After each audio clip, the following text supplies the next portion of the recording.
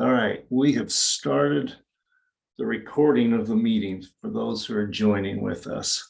We'll wait maybe, I don't know, about 30 seconds or more, and we'll start going. Just the announcement that this meeting is being recorded, and thank you for being here.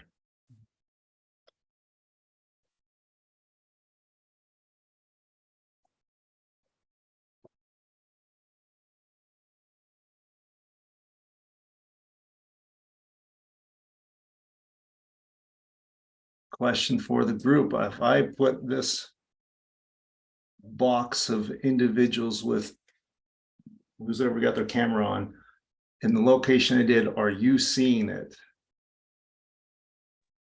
No. Okay, thank you. All right. We are recording. I should be sharing. Thank you everyone for being here. Just moving forward, obviously, we've been through this now. We're past 3 years of Zoom meetings. We're all good. If you have questions, please raise your hand. I have Colby who will be helping me just track those chat box, if that's okay, Colby. And again, thank you for being here. Here is today's agenda. Calista is going to be a little bit late, so we'll move her to when she's in here. So we're going to start off with Colby, and then Kristen Campbell, and then Greg. You'll be up after that. And so with that said, Colby, are you ready? I know you're like, I'm omitting people. I'm sorry. Right. No, I can do both. This is easy because the CRC collections, there are no updates. They sent out on March 1st that it had been passed. Their review process had been it had gone through the first the final review process and had been passed now finally to the first OMB, so Office of Management and Budget. So it is now back to the folks who get final approval. So we should be seeing it at some point. It's with the final folks who approve everything. So I apologize for no news, but we are simply waiting on the final approval. And so the next information we'll get, they will send out information that it's been approved by OMB, and then we will receive information that that the logins are going to go live, and they'll take whatever rostering that they have information from those people who have submitted information for logging in. You'll get the login information and when it goes live, and that's it. And as soon as I know something, I'll send out information to the folks that I know, and we'll get rolling with it. Anybody have any questions? Oh, lastly, the approval will be for 2 years, so it'll be for last year's, so the 2020, the school year ending in 2022 and the school year ending in 2023. So both years will get approved, so we won't have to be waiting like this next time. Questions?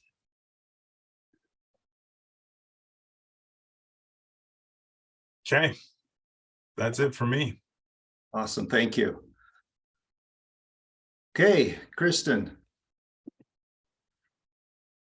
Hey, we just have a few announcements from Teaching, Learning, and Licensing. If you want to, next slide. Core code updates are being emailed to everyone who is on this email address. Because we've had some changes in staff, they're not being updated as frequently on the web, so please watch for those through your email. This is a gentle reminder to remind your educators to renew their licenses. Don't wait until June. USIMS is a new system, so sometimes we are finding issues, and we don't want somebody to wait until June and then not be able to get licensed because we're trying to work out a technical issue. LEA specific licenses cannot be renewed until after July 1, and those must be requested by the LEA through Cactus as if they were requesting a new one. Currently, we only have 2 schools opening for school year 23-24. If you're not the one in Washington School District or John Hancock's charter expansion, you need to let me know so we can get that into Cactus, so it'll be open as of July 1. Also, I have several schools closing, 3 in Granite, 2 in Provo.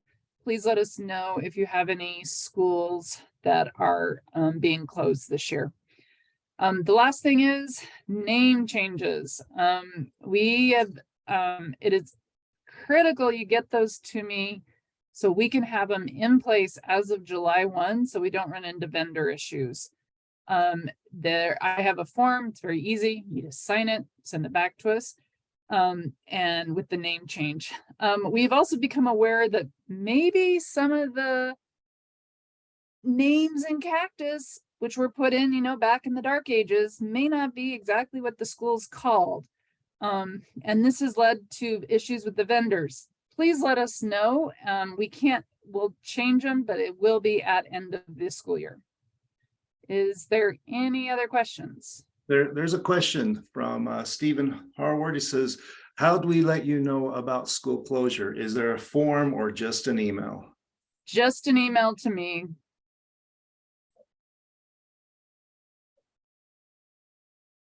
And he said, thanks. Okay, great. But the bigger number 2, remind educators to renew their licenses. That's the big one. All right, thank you. That's all I have. Thank you. All right, next up, legislative update. Greg, this is all you. Tell me how you would like to move forward. Thank you, Aaron. We'll just go to the next slide. So Awesome. I know you guys have sat through some of these legislative updates already, and so I just tried to highlight all the bills that would have a data need or requirement, but I'm happy to take any questions that you might have. So we'll start off with HB2. This is the big budget bill. Basically what this bill did is it allocated the funding for this next year. It did have some data requirements. There is a new 1-page survey to allow LEAs to report expenditures on the use of funds that the state board distributes to support students and schools through one-time priorities, and that the relevant local governing board approves. And this would also include anything to do with student tech safety, technology, instructional materials, capital facility improvements, and this all is reported at the close of each fiscal year. The next bill is HB 60. This is the juvenile justice modifications bill. Essentially, what this bill requires is that the State Board of Education include information about dangerous weapons in the annual report, and that they also include that to the State Commission on Criminal and Juvenile Justice. It also amends and clarifies provisions regarding the vacatura of the adjudication in a juvenile court for juvenile record expungement. And the data need that comes with this bill is that we need to add minors that are found in possession of dangerous weapons to the annual school-based incident report. Question for you, Greg. Sure. We already submit information. And when I say we, LEAs already submit the incident data. Do they have to change anything in their data submission, or is it just that the USBE will produce this report? I will have to receive it from the LEAs, and it is a specific one on possession of dangerous weapons. So if they're already marking if a juvenile is found in possession with a dangerous weapon, then I think we're okay. But it's both. We'll have to receive it from them, and then yeah, it would be the USBE making the report. Make the report. So probably no changes in data submission, just sharing that with the group, because they already submit this information. But again, make sure that that incident data is getting pushed through. So there's a question: is there a specific definition of dangerous weapons? There is, and let me pull up the actual bill so I can give it to you straight.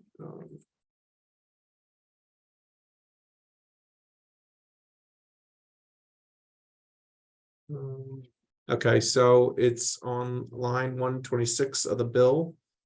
And this is under 53E-3-516 School Disciplinary and Law Enforcement Action Report. So it says dangerous weapon means the same as that term is defined in section 53G-8-510. And if we go to there, 53E.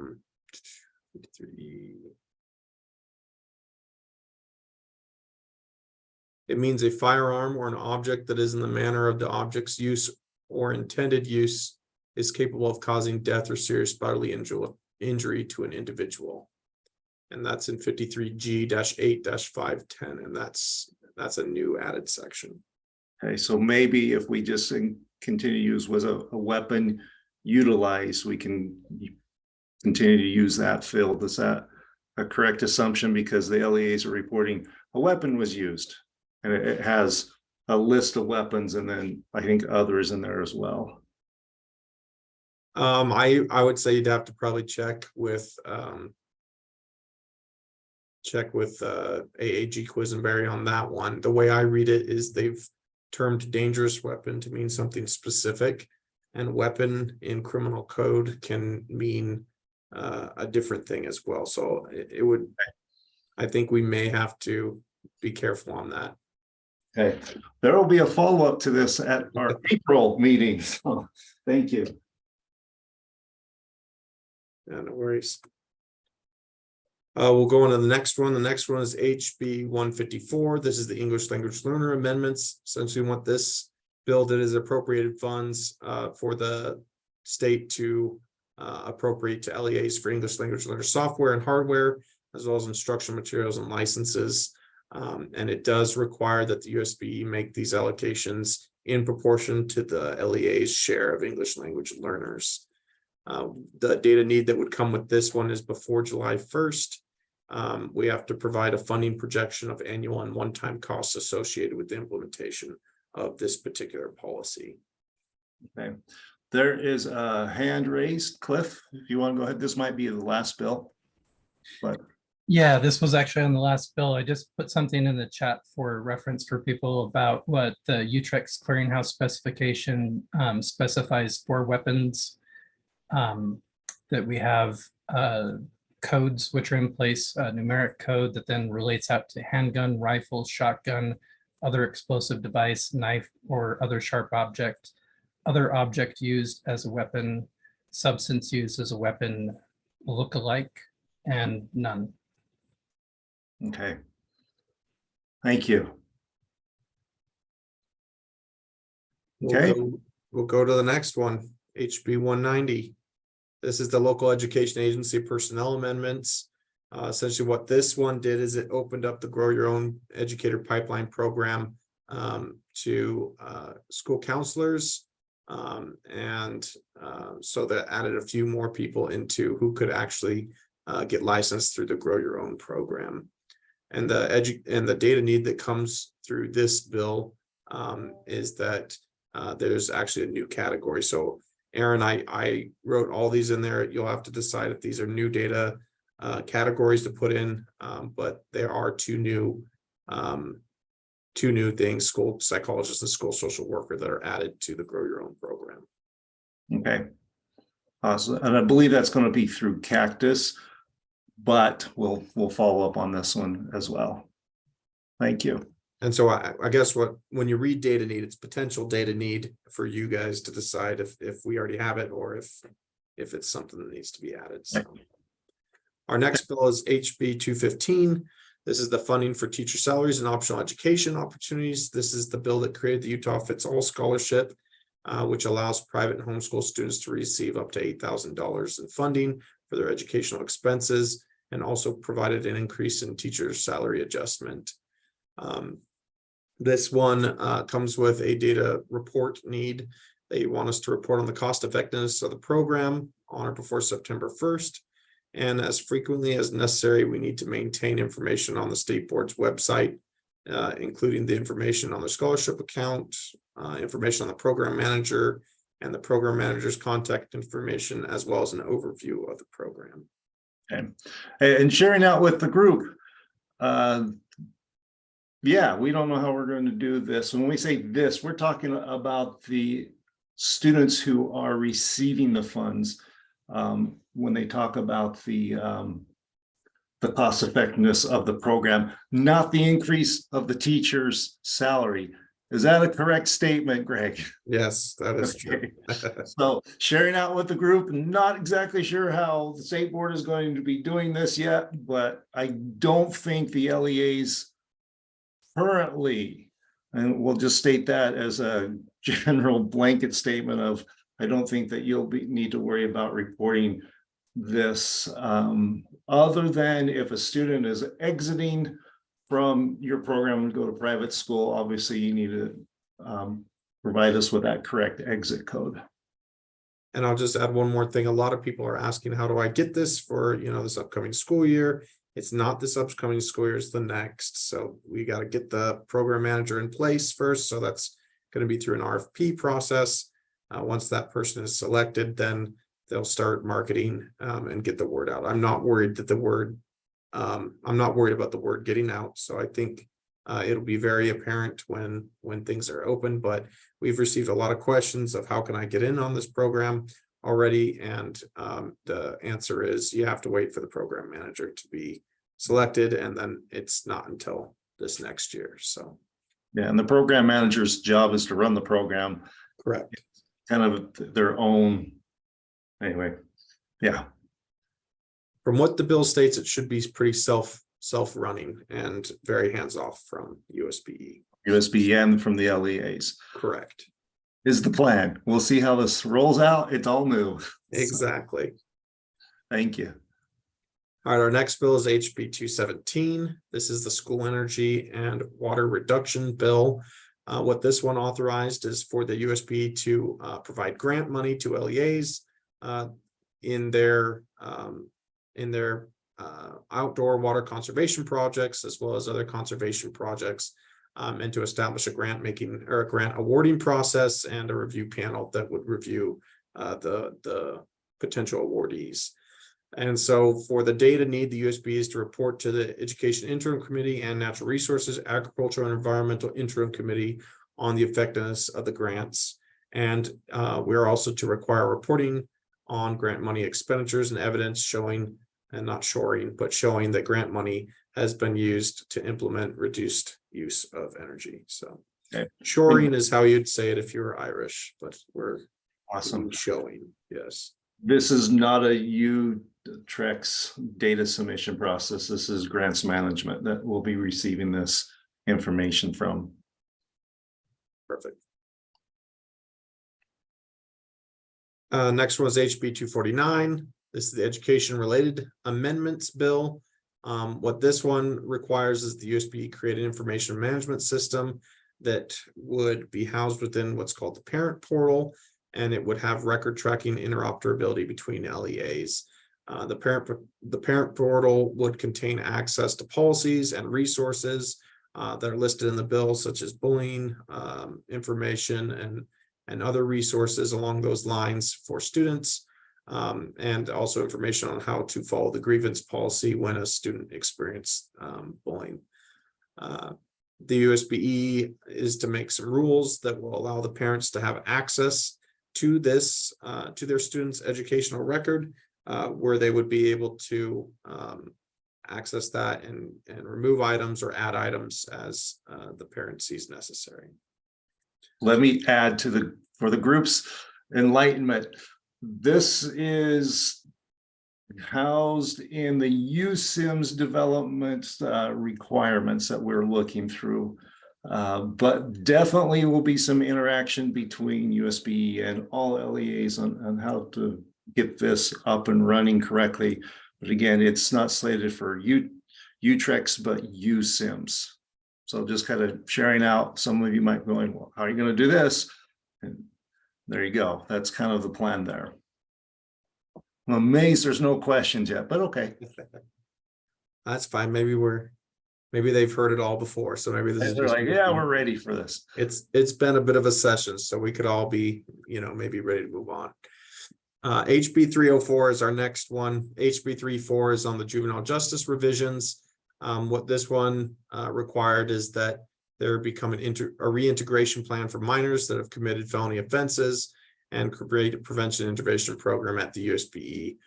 It does significantly amend the gang prevention program and requires new distribution formulas and reporting requirements for the USBE and LEAs. And it also amends intervention and referral requirements for LEAs. So essentially, this one's an old program that's been amended to the point that it's pretty much a new program. So the USB is to provide annual report on disciplinary and law enforcement actions on school grounds to the State Commission. And they're also required to report on how the funds were used and the compliance to the performance standards from the LEAs. And then USB is required to establish a new funding formula and reporting requirements for this particular source. Okay, and Greg sharing the comments. This is from Andrew Frink from Park City. Says questions come when we have to actually do things around these bills. Yes. Well, Okay. I'll try and make it easy. We'll see if we get to any of those here. HB 308. This is the one that removed the overall grading system, the letter grading system on the LEAs. But it does require that the USB continue to measure and report on each school using a dashboard of individual metrics under the school accountability system. And so the data point in this one is to know that there's no longer a school grade, but we do have the dashboard. Thank you. HB 322 is the budget reporting requirements bill. And it basically just requires any state agency to support a report to the Legislative Appropriations Committee that describes the agency's plan to expend the agency's non-lapsing appropriation balance. So if a state agency is going to hold on to money year over year, then they need to be able to explain why they're holding on to that money year over year. And obviously this is for your counterparts, the business administrators primarily. Right. HB 335, the alternative concurrent enrollment options for capacity flexibility bill. What this bill did is it basically allowed for LEAs to contract with different institutions of higher education that weren't their designated institution of higher education for providing concurrent enrollment courses if their designated institution did not have the capacity or allow the LEA, the eligible instruction, to expand their concurrent enrollment courses. And so basically what this one would need is that LEAs are allowed to work with non-designated institutions of higher education to provide these courses as long as their designated one does not meet what they need. HB 403. This is the Student Mental Health Amendments Bill. What this one required is that LEAs can either opt in or opt out of providing the student mental health screenings. If the LEA chooses to opt out of offering these screenings, then they're required to annually reaffirm that they're opting out of the screenings. If they opt in, then if they do provide screenings, they need to notify parents of the mental health screenings, and they also need to, if they do a screening and they find that a student has a potential mental health issue, then they need to also make that known to the parents, as well as provide information to the parents on that mental health treatment. When does this go in effect? Let me look that one up. I ask because some of you are already on your registration process for next school year.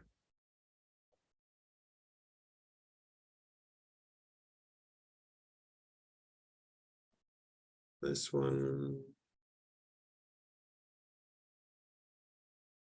I believe it's May 3rd, 2023. Okay, so Because it doesn't have a specific date, so it's 60 days. after. So this one says on or before July 1st, 2023, an LEA governing board shall determine whether they will be participating and then do it yearly. So this one goes into effect in May, but the actual annual reporting of whether you're opting in or not would be July 1st, 2023. Thank you. So this is a good one for this group to hear, in particular, if you work with the rest of your LEA administration on that on the registering process, those notifications to the parents that this program is there or not there. Make sure you are talking with your counterparts if you are in charge of having this in the system, or working with your registers and such, because this one's kind of important, does affect you coming up pretty quickly. So, And if you do, sorry, go ahead, Aaron.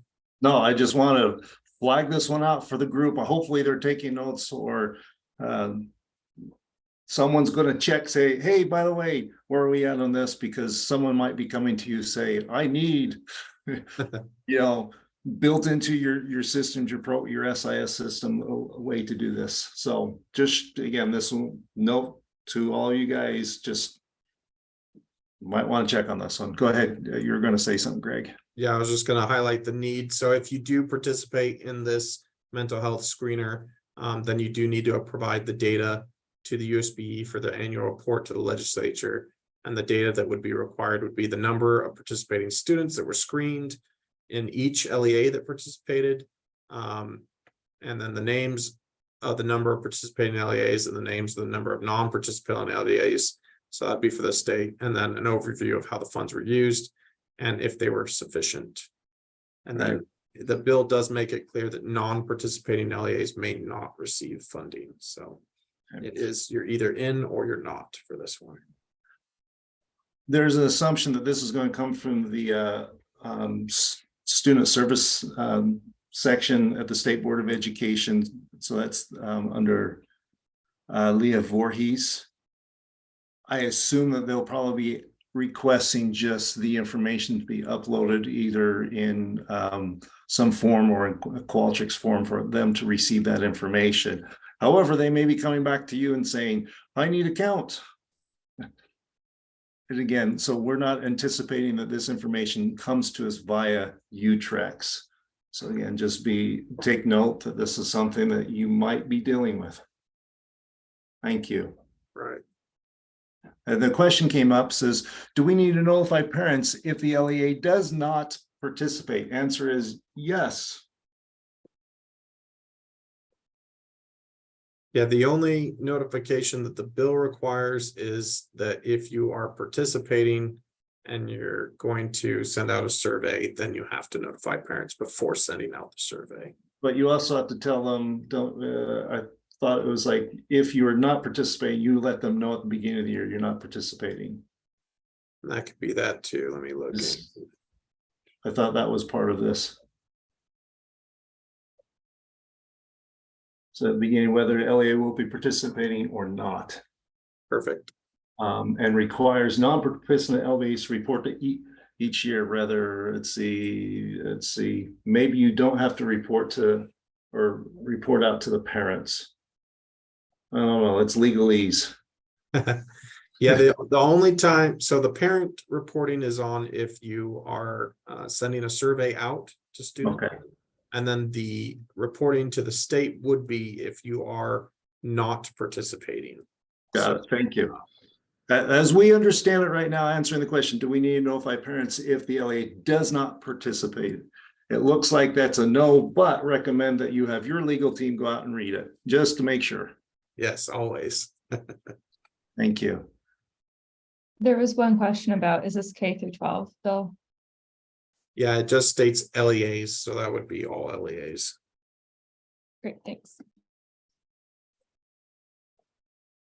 HB 427.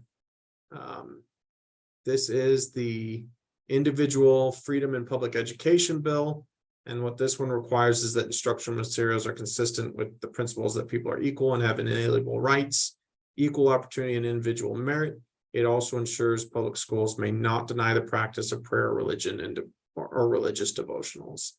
And the data requirement for the USBE is that it's added to the annual assurances that LEAs are complying with this bill. Yeah, most of you, I don't know if most of you deal with that or not, but that would be inside of the grants management where you have the compliance that goes to your superintendent. So HB 475, this is the communication credits bill. What this one did is it basically adds communications as a graduation requirement for grades 9 through 12. And so this would be a new graduation requirement required. HB 167, this is the statewide online education program modifications. What this bill does is it requires the state board to provide a 60-day notice period for certified online course providers to remedy non-compliance. It prohibits the state board from unenrolling eligible students in their online classes and establishes a 90-day deadline for making a payment to an authorized online course provider, and requires the state board to create approved process for new courses offered by an authorized online course provider. And lastly, requires the state board to create an online course provider specific education license type. So in a nutshell, there's a new education specific course providing license, which is called the online course provider specific license. SB 257. got a question, sorry. And this goes back to, is this new credit type or part of the English credit type? Russ, and then when does communication grad requirement take effect? So that came in. Is this a new credit type or a type of the English credit type? So going back, Greg, do you know when that goes in effect? Is it this year?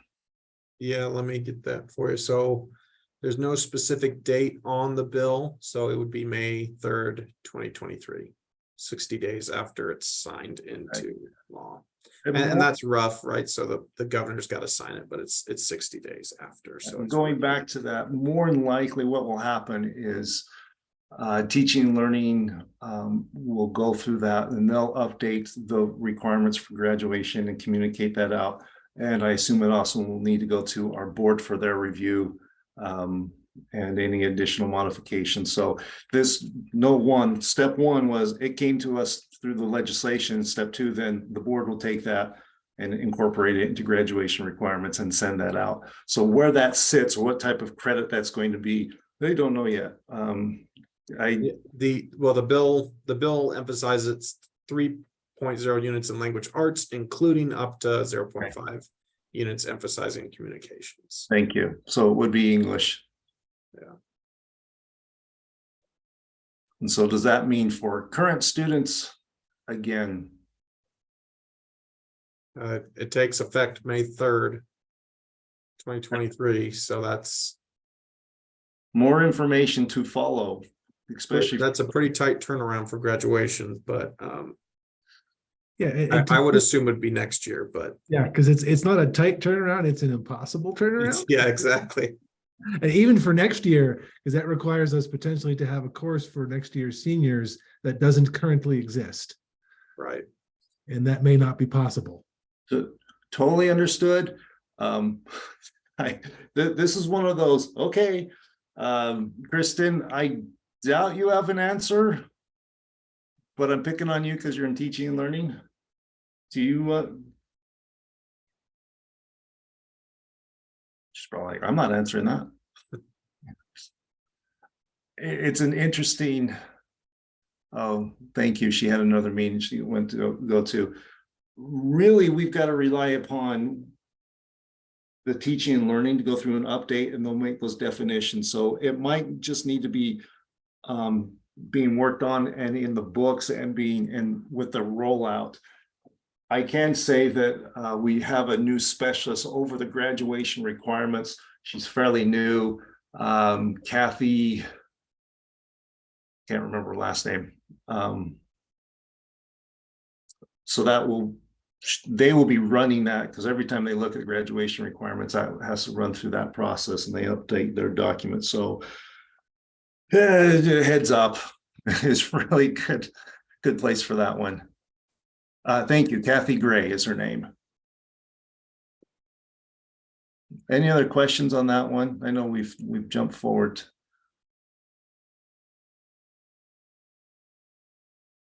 Okay. All right, I'll move on to SB 257. This is the State Board of Education amendments. This one has a lot in it, but essentially the biggest part about this one is that whenever the USB is requiring schools to provide, and it lists out a number of things, their productivity, cost effectiveness measures, federal programs, school budget formats and financials, statistics, student accounting requirements, data collection, and reporting, the USB has to include the justification for the requested information, a statement confirming that the information is not available elsewhere, and a deadline by which the LEA might provide the information in accordance with state board rule, as well as the penalties, including withholding of funds for non-compliance in accordance with state and federal law. And then lastly, it's asked the state to study giving a high school diploma for those who earn an associate's degree.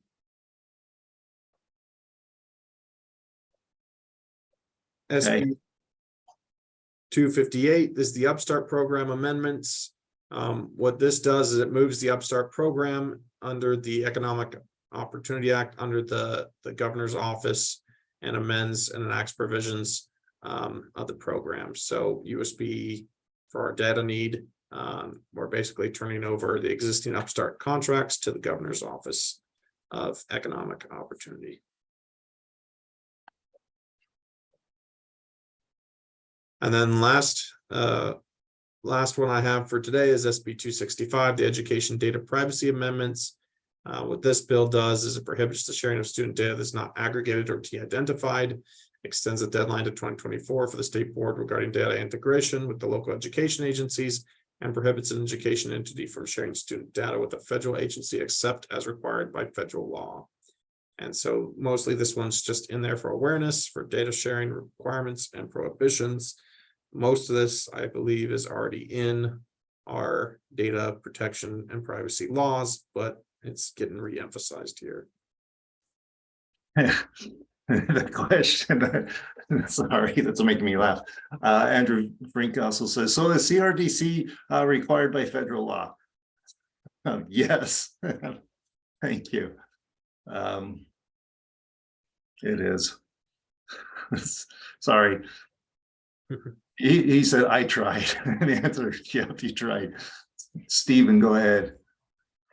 So where it says the bill prohibits the sharing of student data that is not aggregated or de-identified, sharing with who? Because the way this reads right now, and I'm sure the actual law has more detail, but this makes it sound like we can no longer share identifiable data with third-party vendors to provide the services we're contracting them for. So I guess I'm just looking for some clarification, because I'm sure that's not what it means. So I guess I'm just looking for clarification of what this is actually doing. Sure. Greg, you were there. What did he mean by this? So it says in here, and I'm gonna have to go to a different law to find out because they're just linking it. This is in 53E-3-511 Student Achievement Backpack.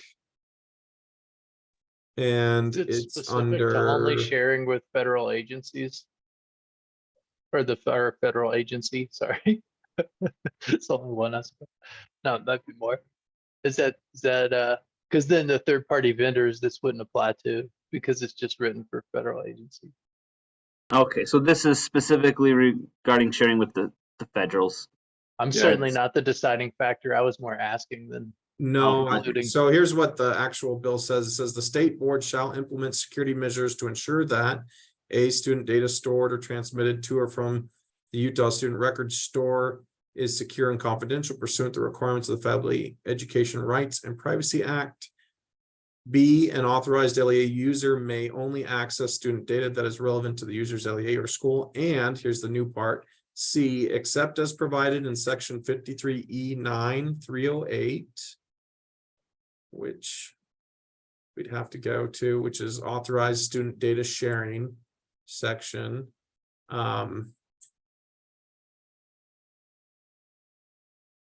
Well, let me read the rest of that part for you. So just jump, except as provided in section 53E-9-308, an authorized LEA user shares only aggregate or de-identified data. And then the except as provided is 1A under 53E-9308, except as provided in subsection 1B, an education entity, including a student data manager, may not share personally identifiable student data without written consent or share student data with a federal agency. So. Okay, so 53E908, that's the existing data privacy law. So basically it says if other than where you've already been allowed to share data, you can't share it unless it's aggregate or de-identified. Is that a good? That's With- pretty much it. With the federal government and with your existing policies already. Yeah, okay. Yep. All right, that makes sense. Thank you. I think it's just a re-emphasis saying, hey, we're putting something on the books that says we're not going to share our student level data with the federal government. I think ultimately that's the intent of this bill. That would seem pretty much to me too. So. And then someone's like, yeah, but what about CRDC? Yes. Typically that's an aggregate, but it's really small numbers. So anyway. And that's all the ones I highlighted, Aaron. I don't know if you have any other questions on anything else, but those were the ones that when I went through our list of past bills that had to do with education, that seemed to have any kind of data or reporting requirement that might be important to you or schools. No, that's awesome. Any questions? Okay, so we got one. Was there a bill requiring communication to parents about library book checked out? Well, now you're testing my knowledge on which one that one is. So there is a bill requiring that libraries have a, this is the parent portal one that we talked about earlier. Or no, sorry, it's not the parent portal. It's similar to the parent portal one. But basically the library has to have a system in place where the parent can access the student's library checkout record and see titles, authors, and which has been checked out. HB 465 is what Andrew's saying. Yep, public school transparency library amendments. And yep, that's the one I was talking about. yeah, thank you. And how that happens, I don't know. That's giving you sharing out if guesses. If I was working at LEA, I would say, well, how does my parent log into the system? Into any system. I assume their primary login is through your SIS web portal, or that parent portal component. And then maybe that gets a list of what the kids check out in the library. And they just provided a quote inside of the notes, and shall provide an online platform through which a parent is able to view the title, author, and description of any material the parent's child borrows from the school library, including a history of borrowed materials. And it's by August 1st, 2024. Or more than 1,000 students, and then August 1st, 2026, if you have less than 1,000 enrolled students. Okay. That's a great one. I don't know how we're gonna, I don't know if USB is gonna do anything to verify that you guys are in compliance with that, but I'm sure the parents will harass you to make sure you're in compliance. I joke, I just try not to make your life miserable, but yes. And then someone just said, yes, they will. Absolutely. Okay. Thank you. Well, thank you, Aaron. Thank you. Appreciate you being here.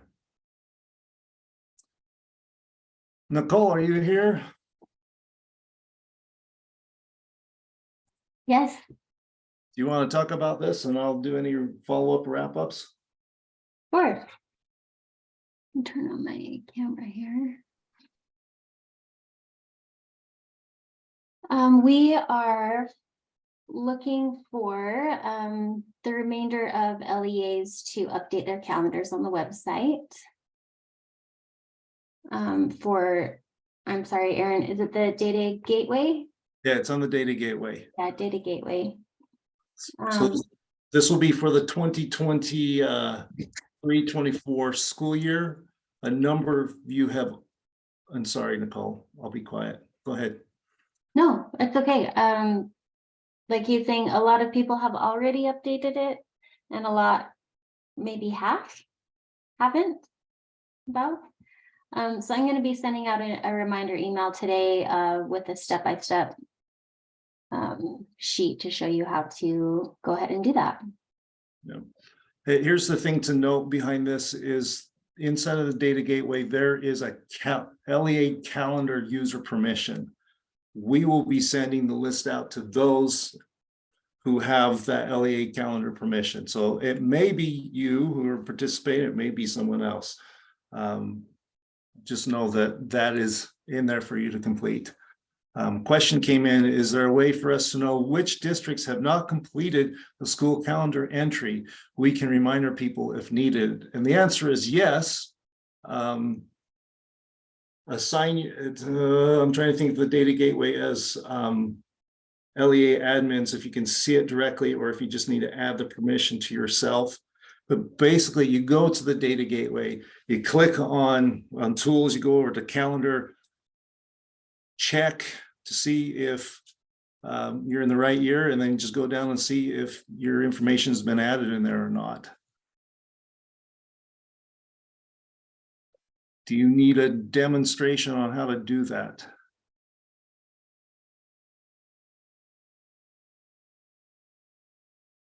A picture is always worth 1,000 words. Fine. I'm going to stop sharing that screen for a second. I'm going to stop that presentation and show you real quick how that works. Again, sharing my big screen. You should be able to see this. So if we log into the data gateway, again, this is on the left-hand side. Go inside of my tools. You'll see this tool over here called LEA Tools. You click on Calendar. Change it to the updated year. And these are the LEAs that have submitted their calendar for that year. If you have a question about who has access to that, you can go inside the roles. I'm just going to pick on Alpine real quick. You can see inside of there you have, let's see, LEA, where is it?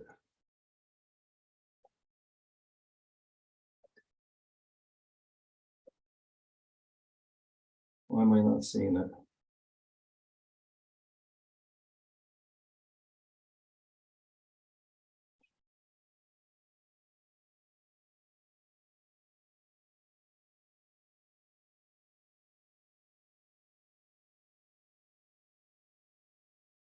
Why am I not seeing calendar in there? I pick on someone else. Let's see, go to Beaver. So directory editor, let me look at that permission. Oh, okay, sorry. It is the directory is the calendar permission. So the permission is this director editor. If you want to know who it is, just click on it and you can see that that individual for this is Beaver School District has that access. So if you cannot see it, this tool inside of there, what you would do is go to your account. I can show you my my test account real quick. I would go into side of there. So for example, if I work for Beaver, just repeating that one, I can go down in there and say, I want to use the directory editor. I now have that role. That login account now can go in and see that information. So that's how that would be done. Okay. And with that said, I will resume the presentation. Any questions on that? And I can't see my chat anymore. Hang on for a minute. There's my chat. Okay. All right. Aaron, there was a question that came in on another bill, but I Okay. don't think Greg's here anymore.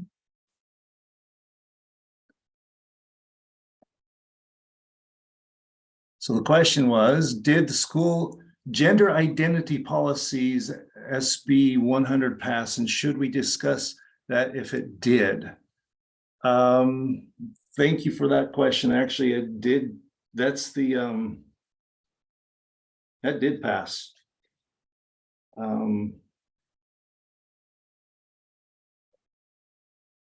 am not ready to talk about it.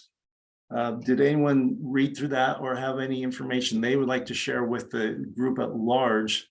The I can give collection, a quick summary if you'd like. that'd be great. So again, I'm just ad hocing this as I haven't reviewed it since when we're going through things before.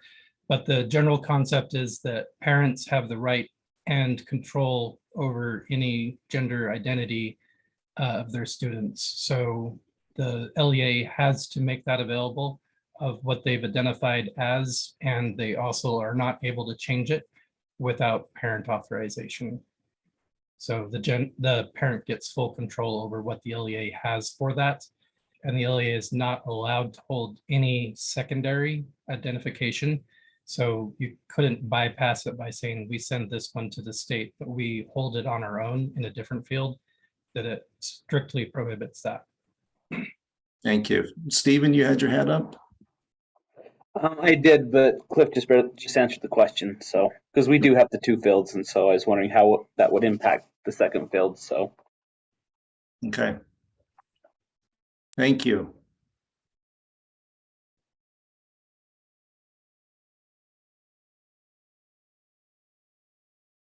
Would the group like us to discuss this any more at our April data conference?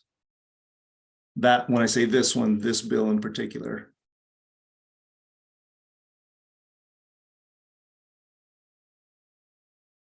Answer is yes. Okay, if a student is 18 years old, do you need a parent consent on the gender sex identification? The answer is it's 18 and matriculated, not matriculated, there's a word.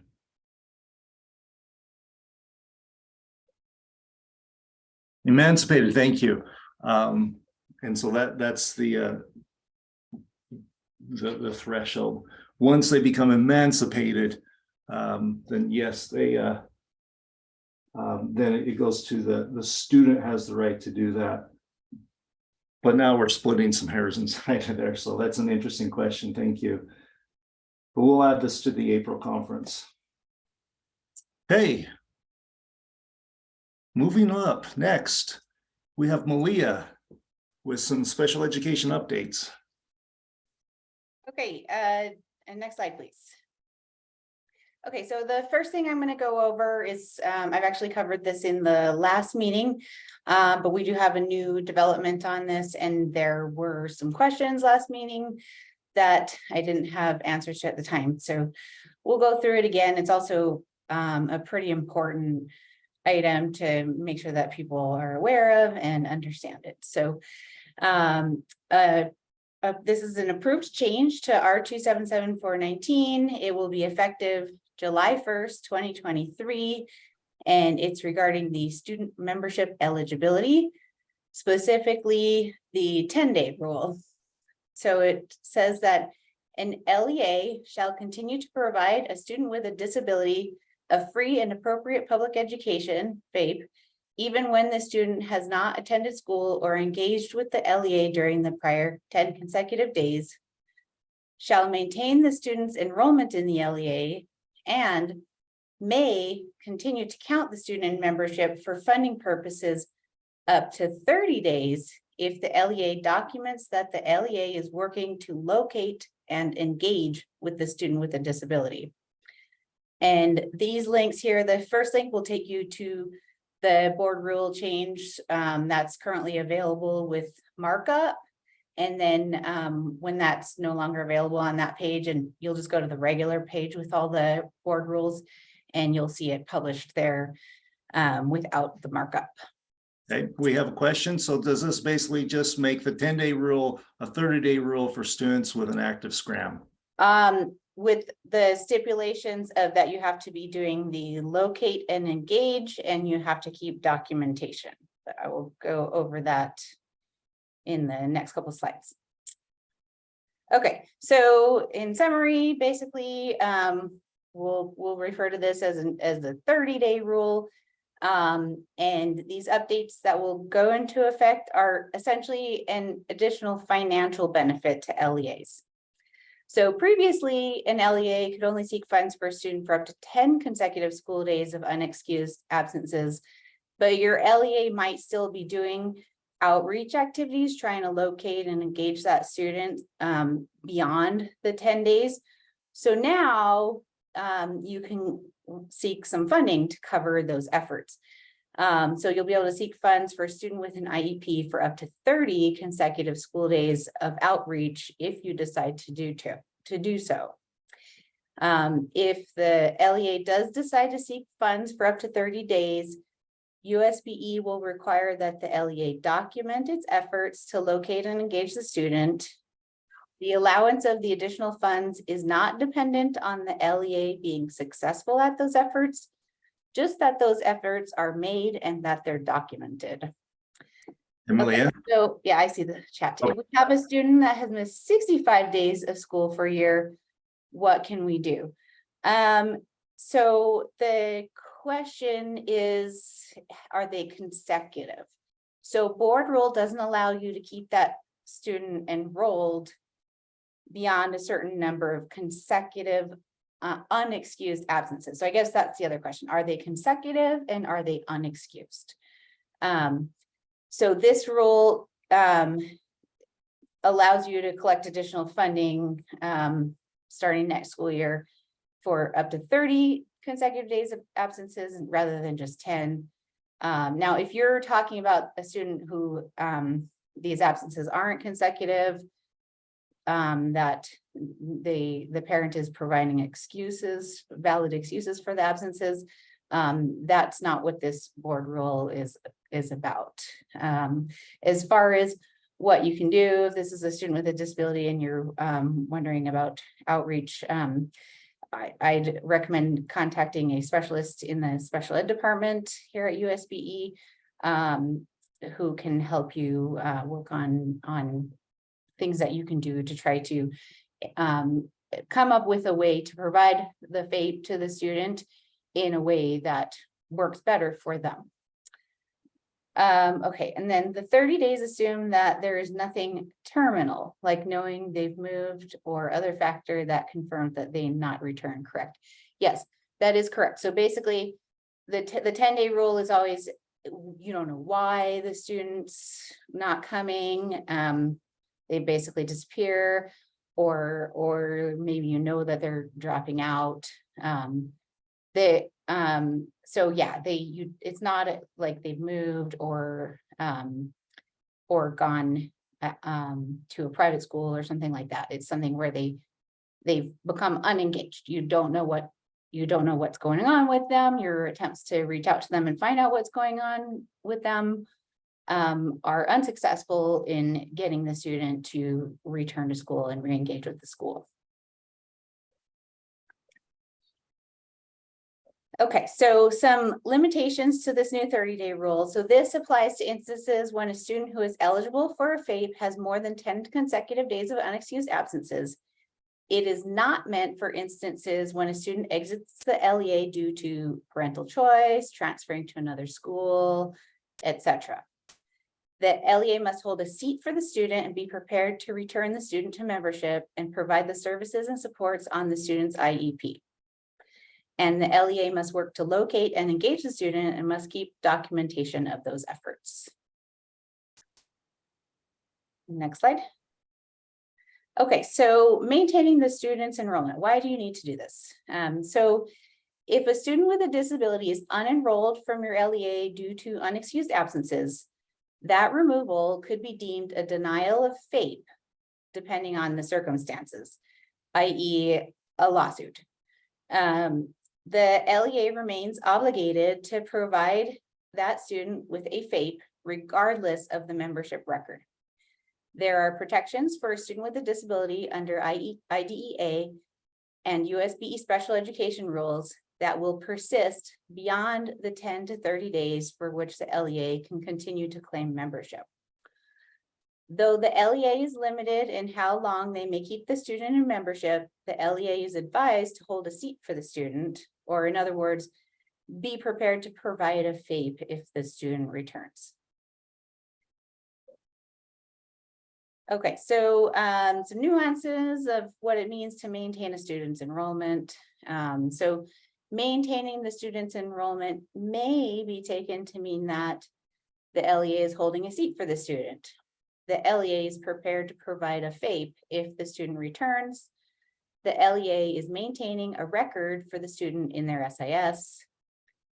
Maintaining the student's enrollment does not mean that the LEA may claim membership for the student beyond the 10 or 30 days. And a tip with this whole subject is when you're discussing this rule with other people in your LEA, with special ed directors, registrars, it may be important first to make sure you're on the same page and clarify what you mean by the specific terms that you're using and the language that you're using for situations when a student is accruing membership versus situations when the LEA is holding a seat for a student who is eligible for a FAPE. Okay, and Russell has his hand up. Yeah, it seems to me that for us, claiming membership and continuing an enrollment record are the same thing in most student information systems. And so to say that you can keep doing one and not do the other is somewhat inconsistent in the way most SISs work, namely that membership is calculated based on the enrollment records. And so we're struggling to wrap our heads around the fact that we're to continue membership, or we're not to continue membership, but that we're supposed to maintain a record. And we don't know exactly what that means. Yeah. So yeah, this is exactly the scenario, the problem that this is supposed to partially address.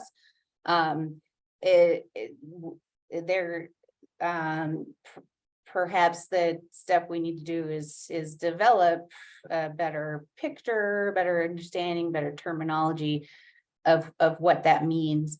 Because regardless of whether we have the correct terminology for this, not doing it correctly has legal and other implications.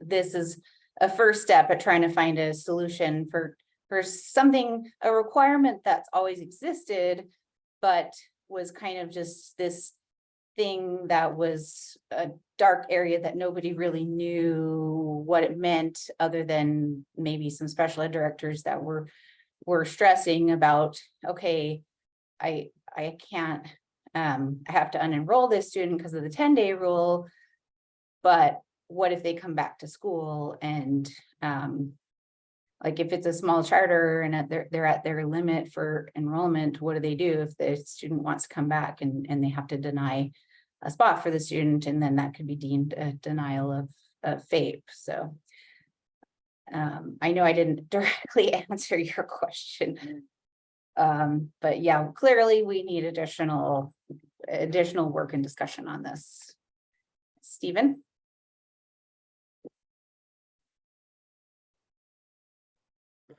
Sorry, I was muted. I think you said this, and so I'm just clarifying that I heard that correctly. So this requirement to maintain enrollment even after the 10 or 30 days, but not claim membership, that's always existed. That's not new.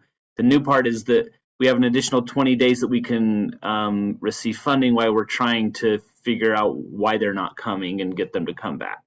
That is absolutely correct. Yeah.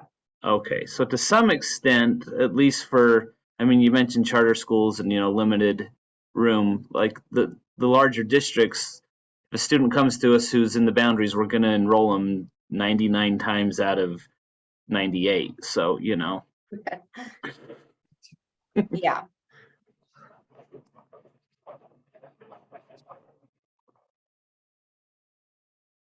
Okay, Okay, locating and engaging. So some tips for doing that. First of all, use the student lookup in Data Gateway to check for enrollment. An LEA may issue a letter to parents whose students have been absent for an extended period, stating that the LEA remains ready, willing, and able to provide the services on the student's IEP. So this is a term to be familiar with, because it could be brought up a lot in this scenario. It's a ready, willing, and able letter. An LEA may do a home visit in an effort to engage the student. An LEA may initiate an IEP team meeting to consider any additional services and supports that are needed to engage the student. And going back to the question that was brought up earlier, who was that brought that up? Jennifer. That's also something you could do in your case of the student with 65 days of missed days of school. And then finally, you have to keep documentation of these and other efforts to locate and engage the student to meet the documentation requirement in board rule for claiming up to 30 days of membership. Okay, and then of course, we're the data people, so we have to discuss, what does this mean for your data? What's the impact on UTREX validations, membership proration, things like that. So since the 30-day rule is only intended for students who are unengaged, they're not enrolled in any LEA, it means that we don't need to worry about overlapping SCRAM records for these students. So no change should be needed to dual SCRAM validations. In fact, if you have one of these students who suddenly starts getting a dual SCRAM validation, it just made your work of locating and engaging that student easier, because now the other LEA that just entered a SCRAM record, you know that, or you have a pretty good hunch that that student just enrolled there. And then the student shouldn't be earning membership in excess of the allowable membership, because your LEA that's claiming the membership and working on locating and engaging the student should be the only one claiming membership for that student at that time. And so we shouldn't see excess membership for these students. Also board rule 419, the update, it included an update to proration for early graduate, but it did not include any updates for allowable membership as a result of this new 30-day rule. So no updates to validations, no impact on validations and membership proration.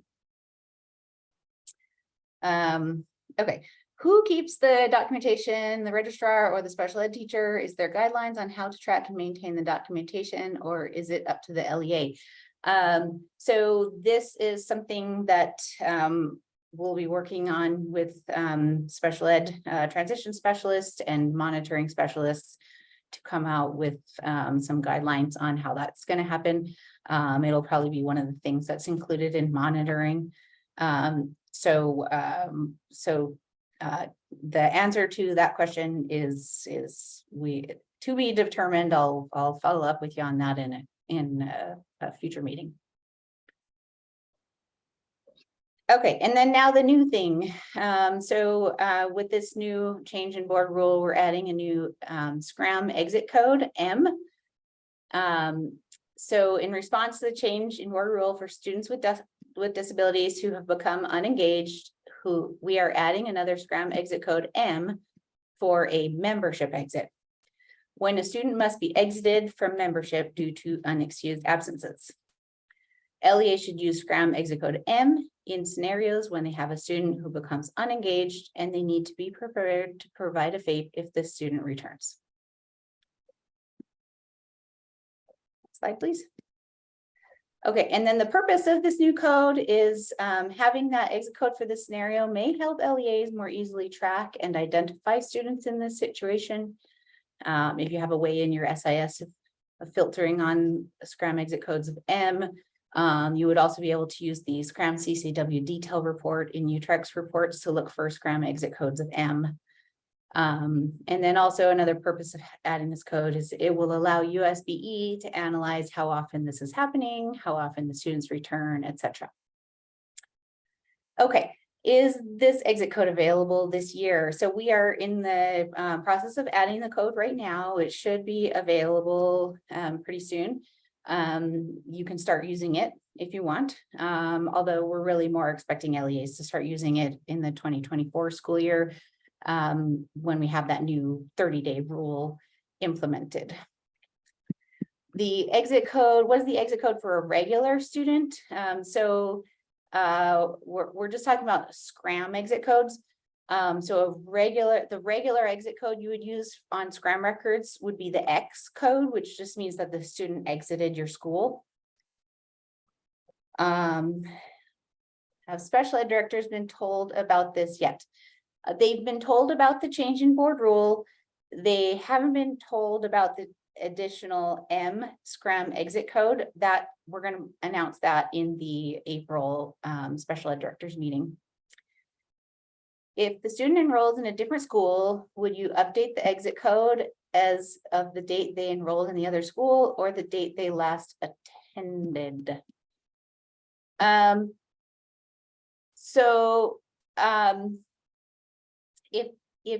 If at the time that you unenrolled the student from Scrum in your LEA, it was because they had reached the end of that 10 consecutive days of unexcused absences or 30 consecutive days, whichever you go with. If that's the reason you unenroll them, you should use the M code and you shouldn't go in and update it later. Just like if they left the school, they told you they were leaving the school, you used an X, and then a month later they come back, you wouldn't go back and change that X, right? The X reflects what happened at the time that they exited, just like the M will. So we wouldn't want you to update that if they then, transfer to a different school. And it won't affect any accountability or dropout rates or anything like that. So you don't need to worry about it hurting you in any way.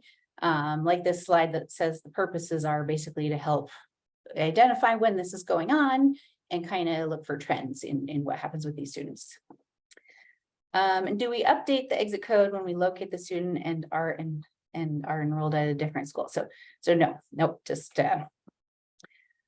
if the reason you exited them was because of that membership rule, use M and leave it as M. Okay, timing and functionality. So as I said, it'll be available soon. For the use is really intended to start in the 2024 school year, but optionally, if you want to, if that M code is going to help you better identify when this situation is happening, to know which students you potentially need to provide FAPE for if they come back, feel free to start using it as soon as it's available. I expect it very soon, although by the April meeting, I'll give you an update for sure if it's in place. Use the M code anytime the student is exited due to the consecutive days of unexcused absences rule, including if you exit them due to 10 days of unexcused absences, or if you exit them due to up to 30 days of unexcused absences. For DLM rostering, the M code will function just like the X code, the exited school, which basically means the student's removed from your DLM roster. For EdFacts reporting, the M code will function just like the X code, which means we look to the student's high school completion status code or their exit code from their enrollment record to learn more information about why the student exited the school. Okay, what about the exit code on the S1 record? If someone reaches the 30 days, then we most likely don't know what happened and we will use UN. Is that what's expected? Yes, That is correct. And then, but if they enroll in a different school sometime between 10 and 30 days, would they have a dual scram record? Ah, good clarification. Right, yeah, so you were in the process of locating and engaging. You never actually unenrolled them due to unexcused absences because you found out that they had been engaged at a different school. So yeah, then use the X code, not the M code. Okay, any more questions before I move on? And you can always feel free to email me if you come up with questions later. And I guarantee I'll be covering this at least one more time, perhaps in early in next school year. Okay, so I have a couple of validation updates. So we have a new UTREX validation that's going in place.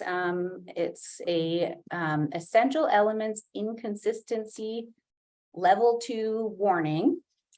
It's triggered when a student is enrolled with essential elements course codes, but does not have any scram record for the current school year that is marked with is 1% yes. And if you get this code this morning, this validation warning, you're going to want to work with the LEA that holds the IEP to determine if the is 1% status is reported to UTREX correctly, or whether essential elements courses are appropriate for the student. Okay, and why is this a level 2 validation, not a level 1? So only one LEA can hold the IEP for the student, be reporting the scram record. That's why we have those dual scram validations. But the student could be taking the essential elements course through a different LEA than the LEA that holds the IEP. And the LEAs would be working together on this. So level 1 validations only check data for one LEA at a time. So there's not a way for us to implement a validation check at a level 1 for this. So it's for this rule, we need to check across LEAs for a scram record that is marked is 1% in any LEA at any time during the current school year. The validation warning will be on the LEA with the essential elements course, not on the LEA with the scram record. Okay, timing and impact of this. This is expected to go live by the end of March 2023. It is expected to trigger on approximately 1,000 students. We're only looking at grades 3 through 12. And it'll impact about 55 different LEAs. So the students who get this validation, this means that these students are not getting rostered for DLM or RISE. And though 9th and 10th graders will still get rostered for Utah Aspire Plus, the Utah Aspire Plus test might not be included in accountability. So we want to make sure that the rostering, that these students are getting rostered for tests like they're supposed to be, whether it's they're supposed to have the is 1% flag and get sent to DLM, or they're supposed to take regular assessments. And this information is going to be presented in the special directors in the April meeting. So for now, please pass this information along to them when and if you get these warnings on any of your students.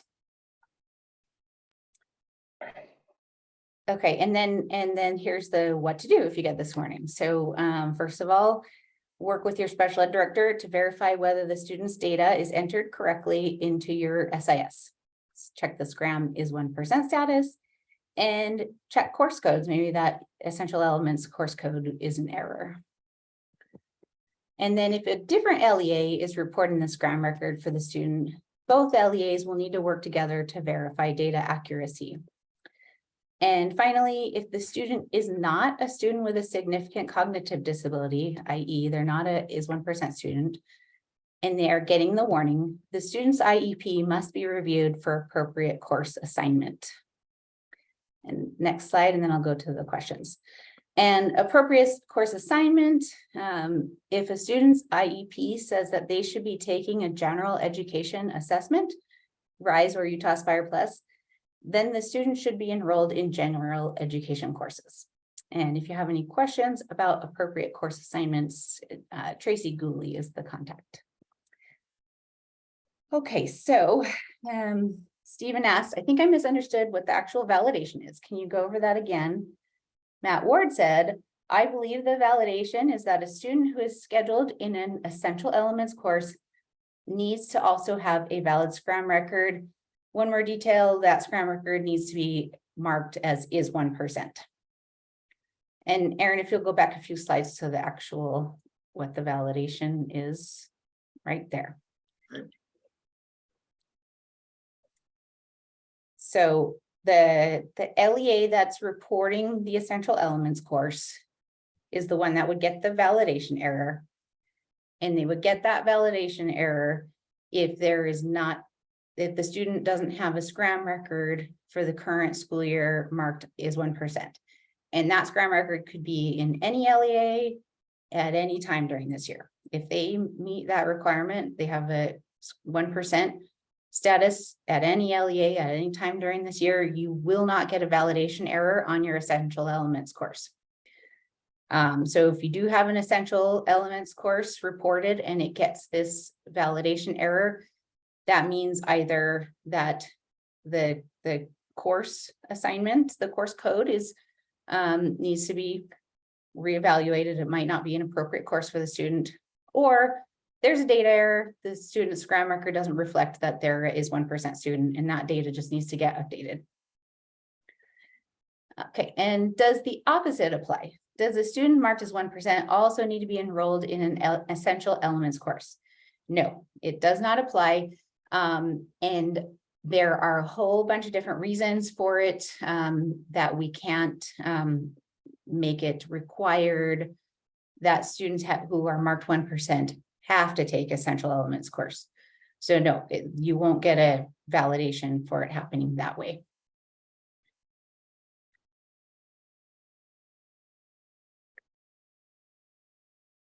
Okay.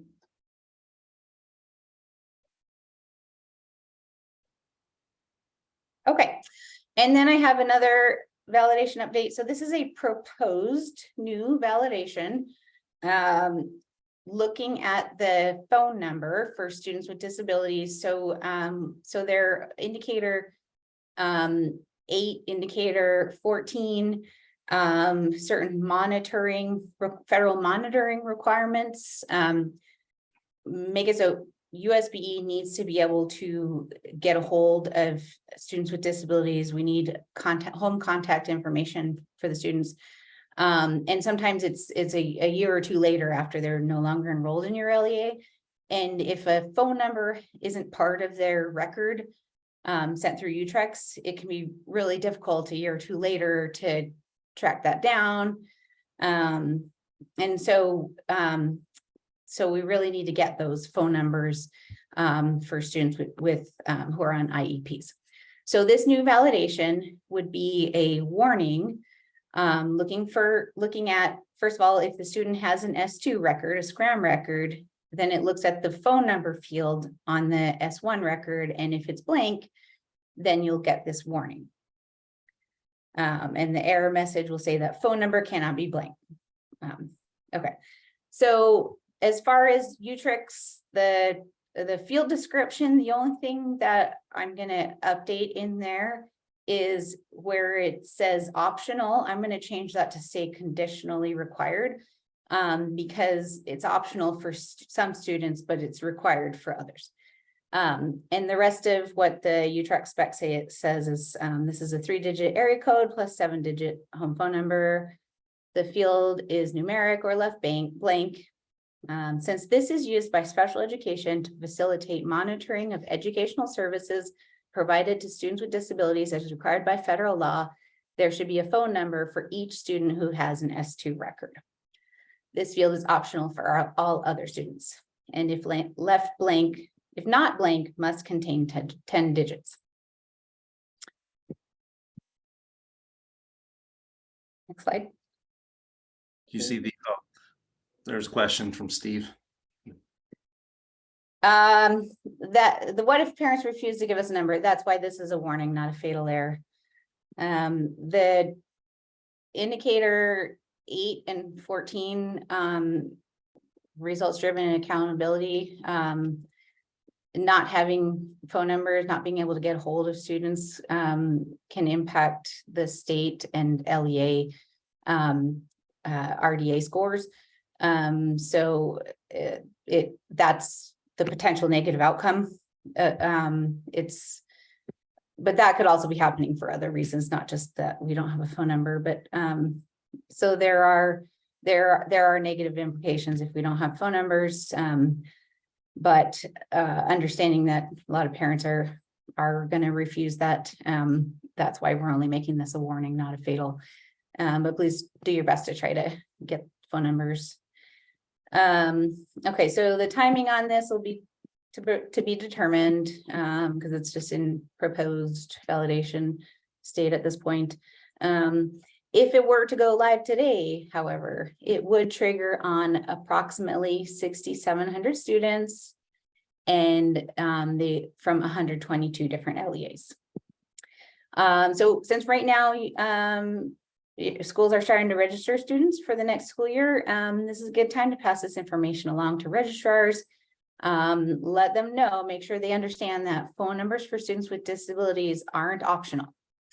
Accurate and up-to-date numbers are needed for meeting federal monitoring requirements.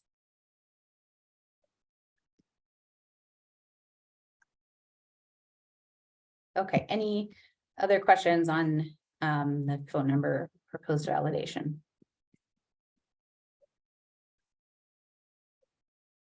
Okay, and my last presentation is a review. I think I've given this presentation twice before now, but I want to do it again right now because it is relevant right now because we're in the testing window.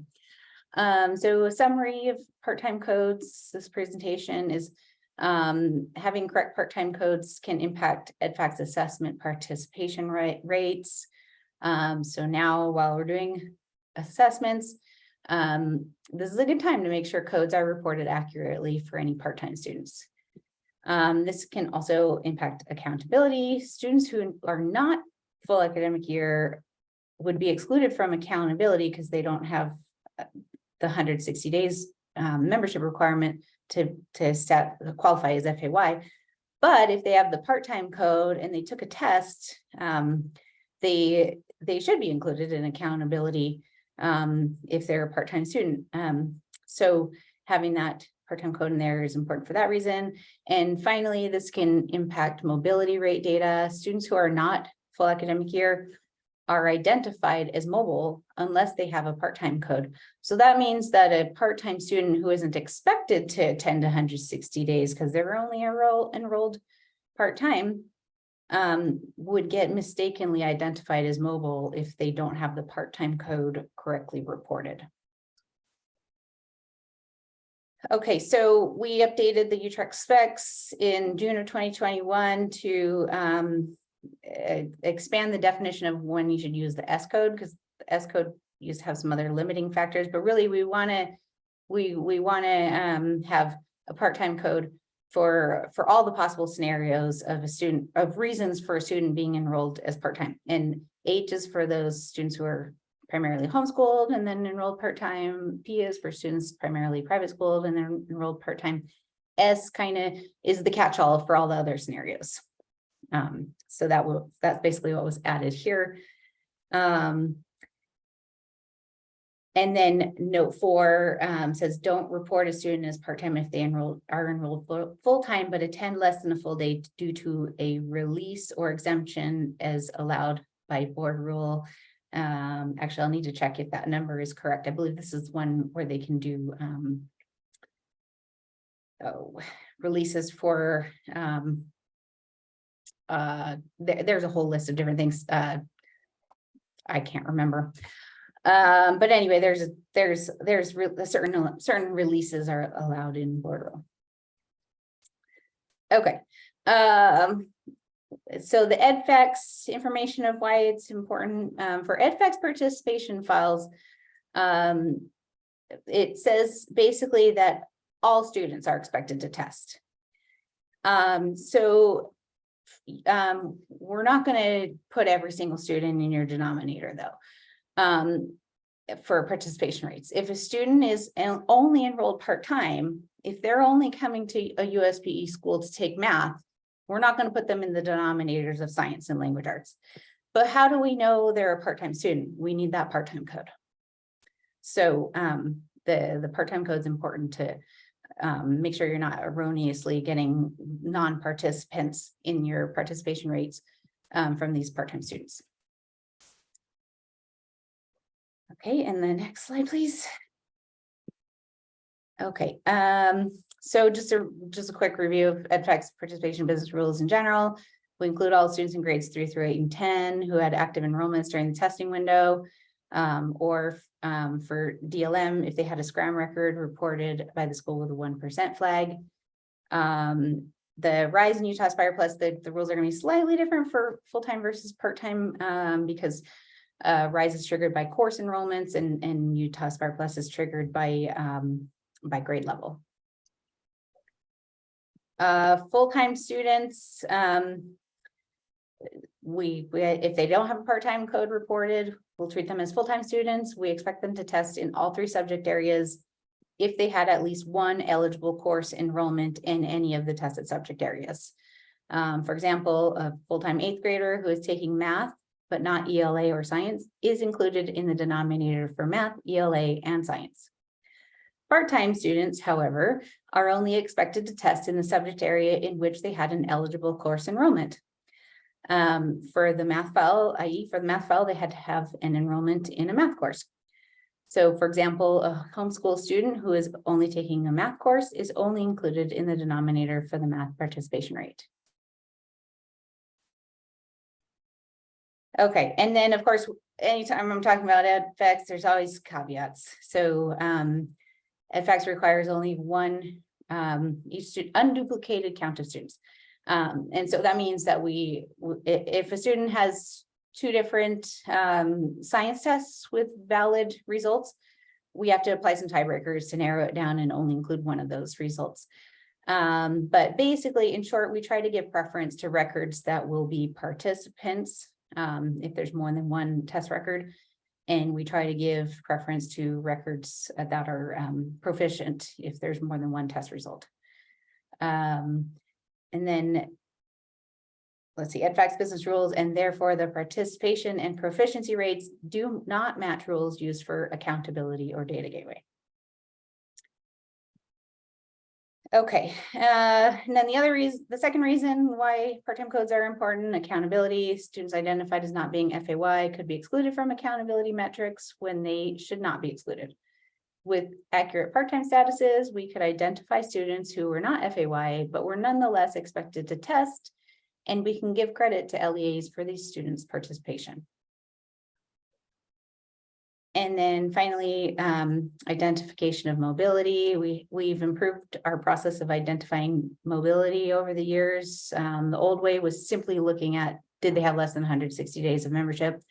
Now we exclude students in certain situations from potential identification as mobile, and part-time students is one of them, because we don't, just because they have less than 160 days of membership doesn't mean they were moving around during the year.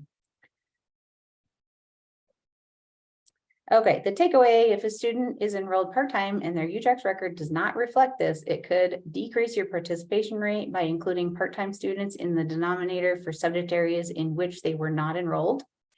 And it could increase your mobility rate by identifying part-time students as mobile, even if they had perfect attendance.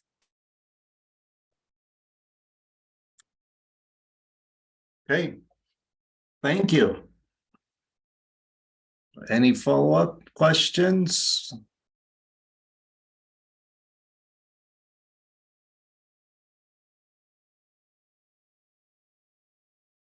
All right. Okay, thank you. Hey, Paula, you're up. Okay, this is just a friendly reminder for everyone to remember to check their errors and warnings and not to forget their CTE data quality. Next slide. The CTE data quality is found under My Tools, under CTE, and you can see there in the center of the screen, data quality. Next slide. Please correct these records before they are due. At a lot of LEAs, in fact, I would say most LEAs wait until school is out to start correcting this data. And it becomes very problematic when we wait to the last minute. So you can correct this data all through the school year, and the sooner the better. So that if there's a problem on our side, we can fix that, and it'll give us enough time to find out what the problem is. And then that error will be gone for the rest of the school year if it's done at the beginning of the year. And so that if you have some issues and people leave your LEA before you get those fixed, sometimes they're hunting the people down to find out what the data should be. So we're just asking for everyone to please correct this data before the school year is over. Next slide. And you can see that the assignment for a cactus, that's where you would go to correct the CTE assignments for the school year 2023. Next slide. And please check your CTE data that is being submitted to UTREX early. Please don't wait until school is out. Schools will contact us for help at the end of the school year, and the data is close to being due and finalized, and we all become very stressed because we're running out of time to clear these errors. So please do it in an earlier manner so that we can get this fixed for all our LEAs. That's all I have. Thank you. Greg Curtis has his hand up. Go ahead. Let me find it unmute. I was just wondering who has access to that? Is that a role we have to assign? Is that report? I believe that Aaron can answer that best. The answer is yes, that is a role being assigned. You go into the data gateway, go into roles, and there's a CT. I believe you only see one CTE user, I think is what it is. Do you want to look at it, or is that enough? I can look real quick and see if I have the right person assigned. Thanks. Okay.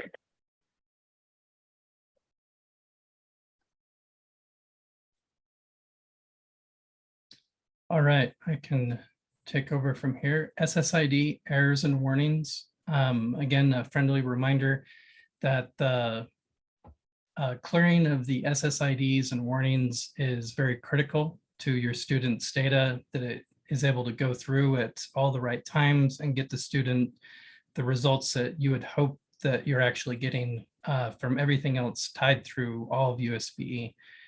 Really, if this is wrong, it falls out throughout everywhere else. So some of these areas are when it's needed would be you work with other LEAs to correct this data as soon as you can. So it's not always something that one LEA has to deal with. Sometimes it can intermix with a second LEA, and you need to collaborate to get that done. SSID errors can cause students to take tests with the wrong SSID number, putting the wrong results on the wrong student, which can cause various different problems. I'm sure that your imagination is going to be able to go wild with a lot of these references, and you can feel a little bit of where this is coming from. Student test scores and results can be tied to the wrong student. Student ACT scores can be tied to the wrong student. Student transcript data can be tied to the wrong student. Next slide. And there's a couple questions. Oh, okay. Yeah. I'm just making sure that we're answering. Paula, so with CD quality, if we don't have invalid errors, we are good. I also got an unexpected error, and she's responded, yes, no errors is great. I also got an unexpected error. Is that unexpected error just an error warning the system's not running through? If someone wants to respond to that, this is more for those are run. Let's see. Yeah, it says logged error. Cliff, that's something that we might need to look into on the CT, see what's going on there. That's probably, I don't know if that's a timeout error or not. Yeah, that one's a little bit complicated. Just the hash code isn't really giving me a whole lot with it. But if someone can drop us a fresh service ticket with a reference to that, we can jump in and try to figure out what's going on. Maybe they all hit it simultaneously and the server went, stop it. Anyway, okay. All right, so then we have students can also lose out on their scholarship because the student is tied to the wrong SSID number. Students could lose out on going to college, the college that they wanted to attend, due to, again, not having those transcript records arranged with them, so they could get a denial from a college that they would normally be, great to attend. And then just as a personal reference to just come back, and as a parent or student, would you want your SSID tied to the wrong information, knowing that this SSID really is the backbone of how we identify everything that you do as a student. So it's very critical that we pay attention to that and address that as soon as possible. And not just at the end of the school periods where it has to be right, because we roster throughout the whole year. We give out this information all the time. We have active connections with many assessment vendors and things like that, that having that wrong data anytime in the year is going to affect you, and it's going to affect your students. Any questions on that before we move on? Okay, so the physical address data. Some of this may be a little bit of recap, but I've got a little bit of fresh information to add to it as well. Next slide. Oh, you don't have that slide. If you want to share the screen share with me, I can share my screen and I can give what I have for those. Just 1 second. Let me do, let's see, stop sharing, getting back to.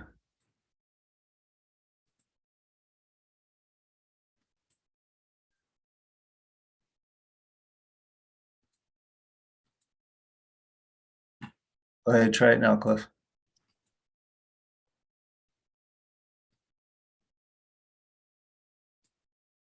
All right, Craig Curtis, your hand is still up. Did you have a question? No, not sure how that button gets clicked. There's a reaction. There, you got it. Okay. Cliff, are you able to share? Yeah, just 1 second, trying to get my screen orientation here. And I'll have that.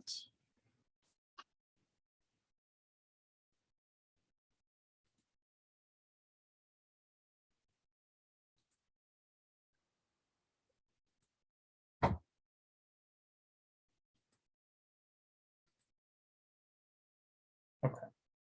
So gonna scroll through here.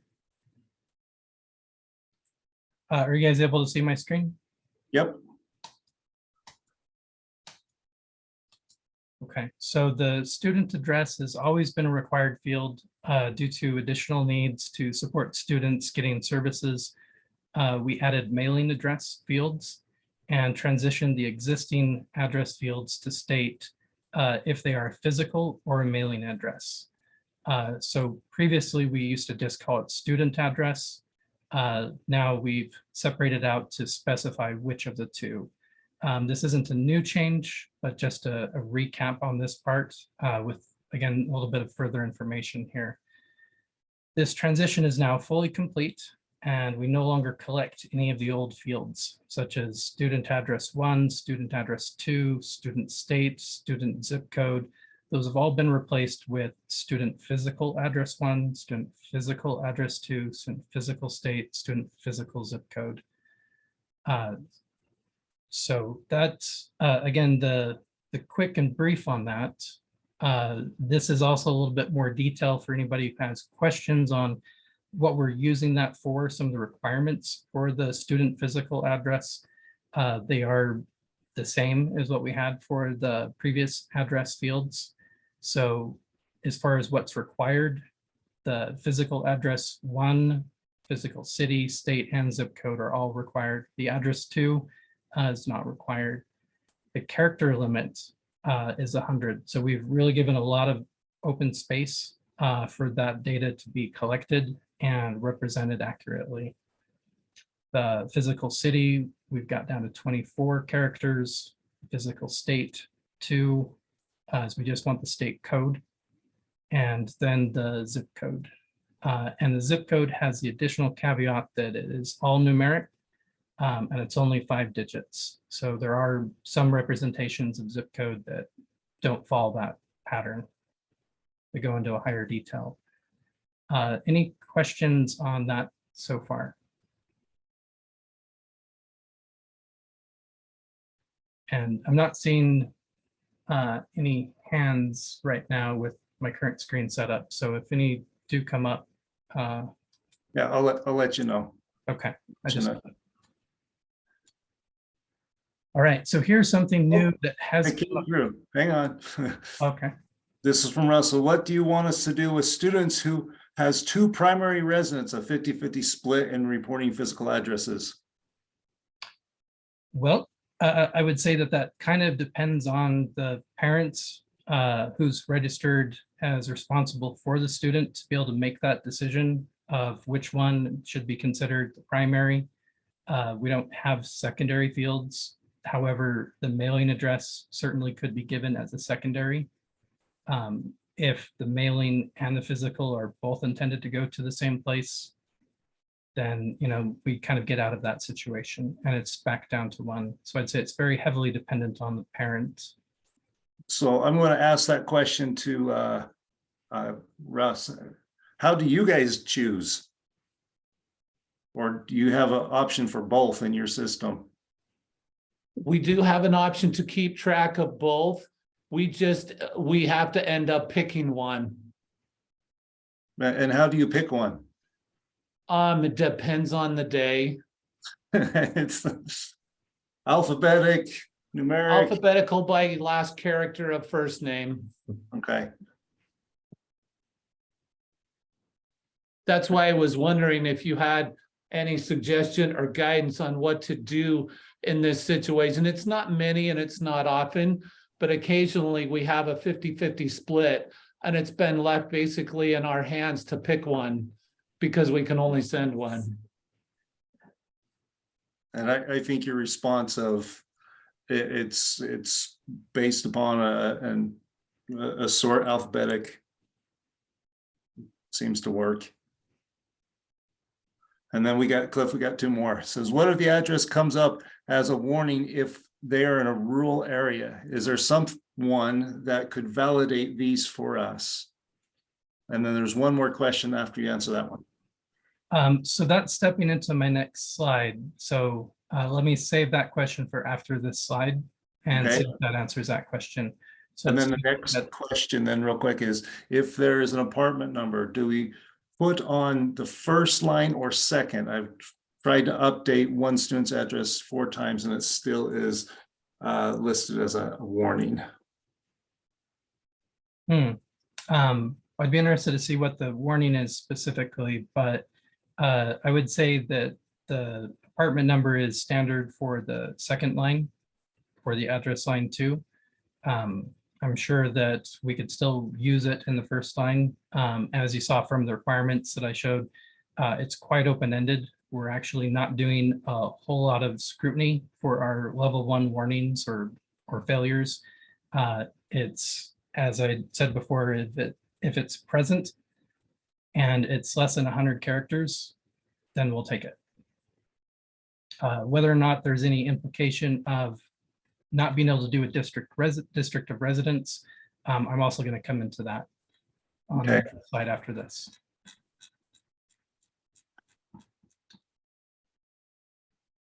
Okay. And they're going to give the warning is a student has an address that cannot be validated. Please check the address is correct. That's the warning that they're getting. Okay, and that's on your collection. Is that correct? Yes. Okay. Yeah, I'd say again, go ahead and just open a fresh service ticket and I can work with you directly on getting that answer and we can target in what the specifics are for that student and that data to make sure that we don't have any problems. But yeah, I don't think that you should be getting a problem there, but I'd like to be able to see the details to be able to give you a better answer. Okay, I said thank you. All right, so the second one, and give me a reminder if I don't jump back to answering the earlier question, but I think this might have a chance at doing that, and that's how to give a physical address when there are no street names. We have plenty of options. Like I said, it's 100 open characters that we can take. The one that is, as far as I'm aware, or the two options, as far as I'm aware, are the best, and both are acceptable, are Google Plus codes and just going straight with GPS coordinates. Google Plus codes, if you're unfamiliar, it grids the entire planet down to 30 square feet blocks.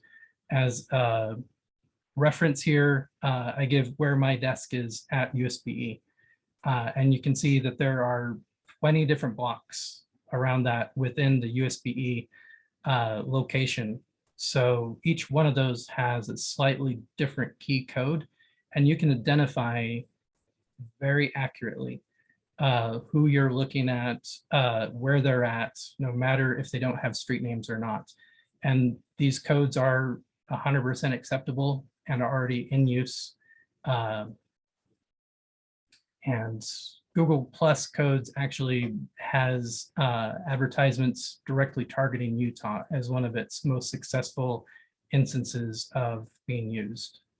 So I recommend anybody taking a look at that. If they are over any of those areas, utilize either that or GPS coordinates. GPS coordinates, I believe, would require like cell phone service in those areas or some GPS tracker, some technology to help you with that.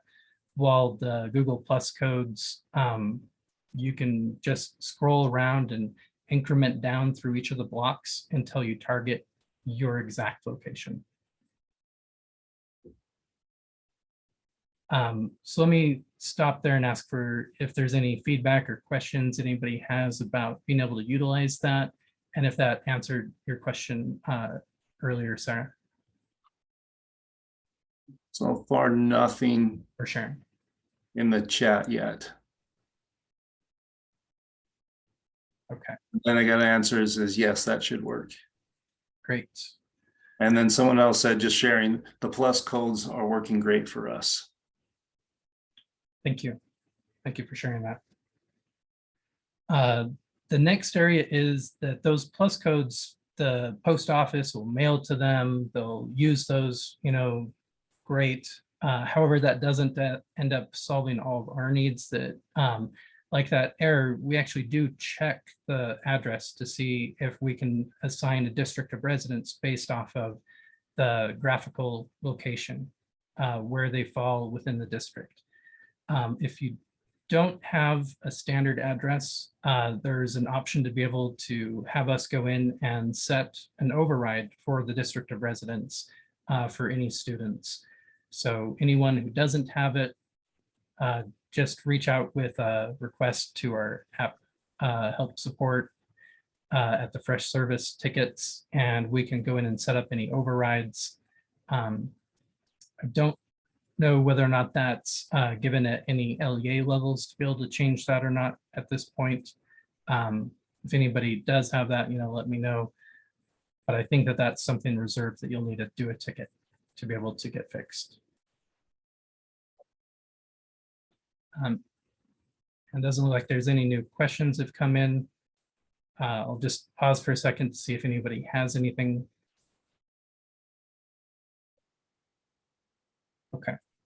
So the most frequent Utrex collection errors, this is something that I and my team have been trying to focus on to be able to do a better job as a state for supporting the LEAs, finding where there's problems, trying to tend to those problems sooner than later.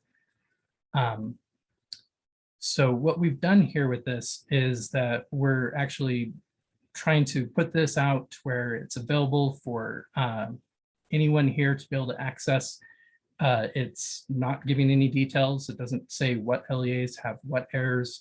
It's as this initial screenshot here shows of just, these are currently at least as of this snapshot earlier this week, the most occurring errors in our collections.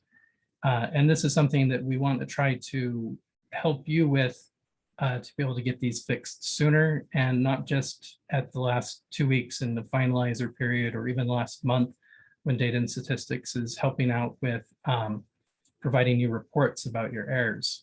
I'd like to try to measure a level of engagement with everyone here of the interest for LEA admins to be able to get engaged, get associated to these errors, potentially talk to more than one LEA at a time, keeping it at a high level.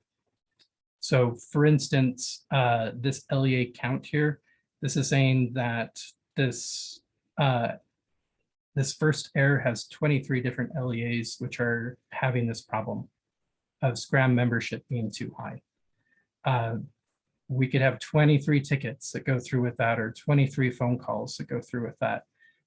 If we can get an engagement to where we can communicate on a larger scale, I think we can really clean things up a lot faster by being more engaged with each other.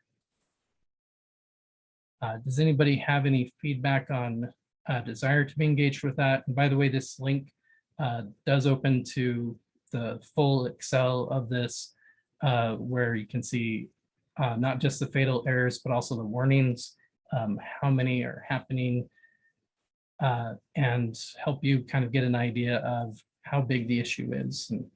And we can really sort of target, again, our conversations of how can we help you with the data without waiting for you to open tickets for us.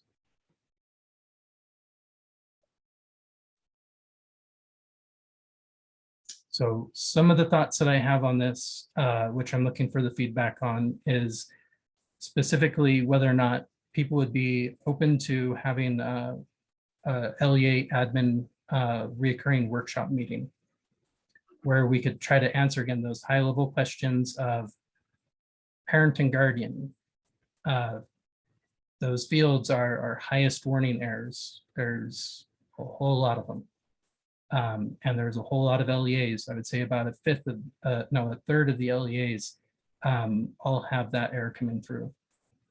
So the ability to kind of speak to people that are involved with that, I'd like to kind of bridge that gap. You know, this is most likely more of technical people talking to technical people. So not even necessarily the people here at this meeting. It may be your IT staff that we would want to get invited to this.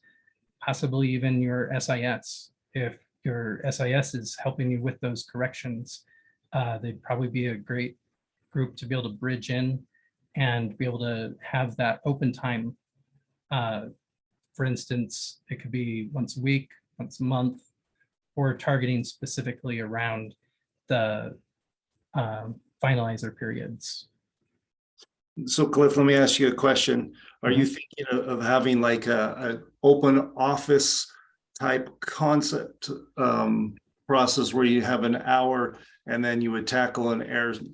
I'm just one of the errors, and then you would send out an invite to all those individuals. Would you send out an invite to everyone and say, hey, this is what we're working on, please come if you're interested? I'm just curious about how you guys would like to communicate, work on this. And again, I think Cliff's also looking for feedback from the group. What works well for you? What would you like to see from us? Because I'm pretty open with what we can offer, whether it's we come prepared with just going through, say, the top 5 one period, and then try to not reoccur on those and tell people that's in a previous recorded session, go back to that, and we try to work through all of them that have over 100 instances. What would you guys feel would be the most helpful for you as LEAs for us to help support you with these errors and to get you more engaged, to get your data successfully passing through to all of the assessments and everywhere else that you really need to have it pass through all year? Russ's hands is raised. Go ahead, Russ. A suggestion that I might offer just to begin, or as a place to start, since next month is the data conference where there are going to be a number of people who will be in person. Perhaps we could take some time during that meeting for those who are there and have a short discussion about this to give some thoughts or ideas as to how to proceed. That's just an idea. Okay. Okay. Do you feel that we'll have the right audience with that? And will we have our admins, which or SIS people that will actually be able to help us with, for instance, changing a SIF mapping to get a field sent over to us that maybe wasn't being sent? Or if it's a data issue, I definitely see that that's something that the LEA admin would be more responsible for. I would think probably more of the latter. However, there may be some of the former who are there. I just don't know everybody's experience level and who all will be in attendance, but that's just a thought as a place to start, and then at least begin an initial conversation and see where it kind of goes from there. And then Robert said, set an agenda in advance and the right people can be there. Great. Should I use the participants here at this meeting to reach out and solicit for getting that target group? Or would I just create it as open and have you pass it on? What would you guys like?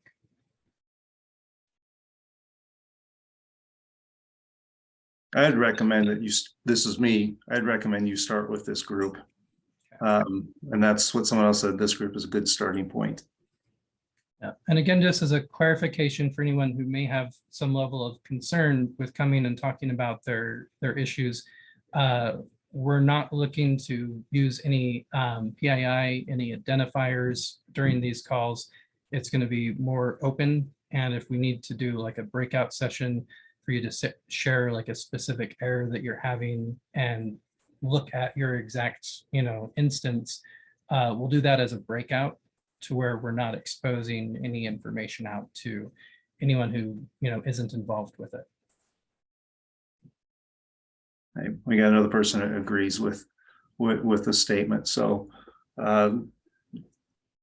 let's see, Paula and Russ, your hand is still raised. I would just like to remind everyone, even though you have warnings, the reason that we created warnings was so that student data would not be prevented from getting through, and rostering could be still done for students. And so warnings are still very important to correct. I know sometimes warnings, because they're just warnings, we don't think we need to fix them, but we really would like really clean data at USBE. And so warnings need to be corrected. So don't ignore them. Sometimes you can't fix them, but most of the time you can. So just realize they're only warnings because we don't want to prevent students from being rostered. I will add a small caveat to that sometimes we'll also have warnings in place where you have a very specific criteria where it's okay in some cases, even though the majority of people it wouldn't be okay for. So we want to have that warning in place there to draw your attention to it, to where you can review the data and say, oh yeah, that kid's a special case. That's okay for them. And we let you, have that range of comfort that you can still get through. You won't be held back. You know that it doesn't affect your funding because of the circumstance. But otherwise, as Paul was saying, warnings do affect them passing through on things. Warnings do affect funding. They do affect counts. They affect a lot of things. So we strongly encourage that we keep up with that. Okay, so it sounds like the group is in agreement, and then let's kind of finalize the discussion at the April data conference. Great, thank you. Thank you, everyone. Okay. Let me just go and switch that out, and then start sharing my screen again. Okay, Callista, are you here? Yes. Okay, you're up. Okay. And Aaron, I didn't know if you already did that first slide, if you wanted me to go back to that really quickly. We didn't. Do you want me to go back to the slide? Yeah, I can do that real fast. Man, look at all this information we've shared. Okay, it's right there. There you go. Okay, so this is just a quick announcement for our next LEA meeting dates. So for April's monthly meeting, it will be the Spring Data Conference. So I know some people were confused if the data conference and the April meeting were two separate things, but that's just one meeting in April, and it is the data conference. So it will be on a Wednesday, and it will be more of an all-day type meeting. So the date is Wednesday, April 26th, and the start time will be 9 a.m. and the goal will be to finish by 3:30 p.m. So we will send out an agenda ahead of time. There's usually a lunch break in there, and we'll put what's going on in the morning session and then the afternoon. That way, for those of you that will be coming in person, you can decide when you want to be there. There will also be the virtual option to join online. And then for May, we have the monthly meeting scheduled for Thursday, May 18th.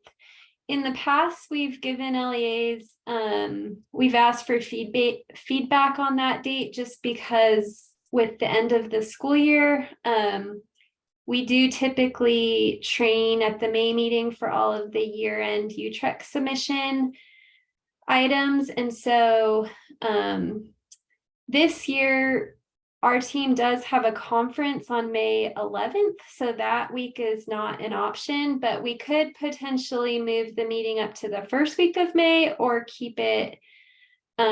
We kind of just wanted to ask for feedback if the 18th is a good time to do that training for the year-end UTREC stuff, or if you wanted it earlier in May, or we could even move it up to the last Thursday in May. So does anyone have any opinion on that? Otherwise, we would just keep it as the 18th.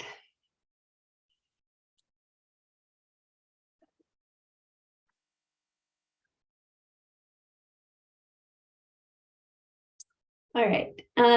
Things, just sharing the two things in the chat, which Nebo site, and it says the April Spring Data Conference will be held at Nebo Summit Center, and then the address is put inside of there. So,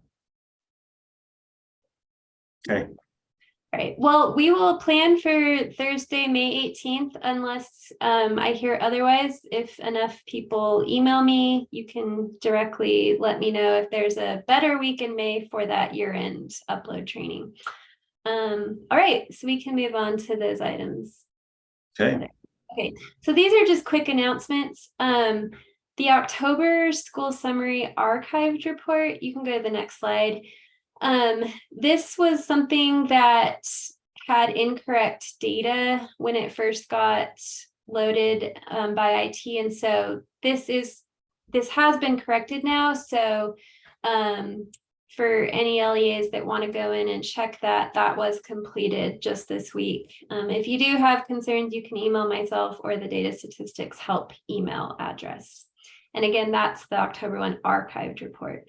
And then for the year-end school summary report, this report does have data.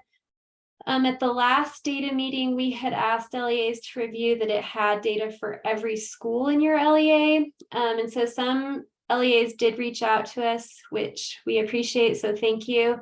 And a ticket was put in for that. It was just completed this week.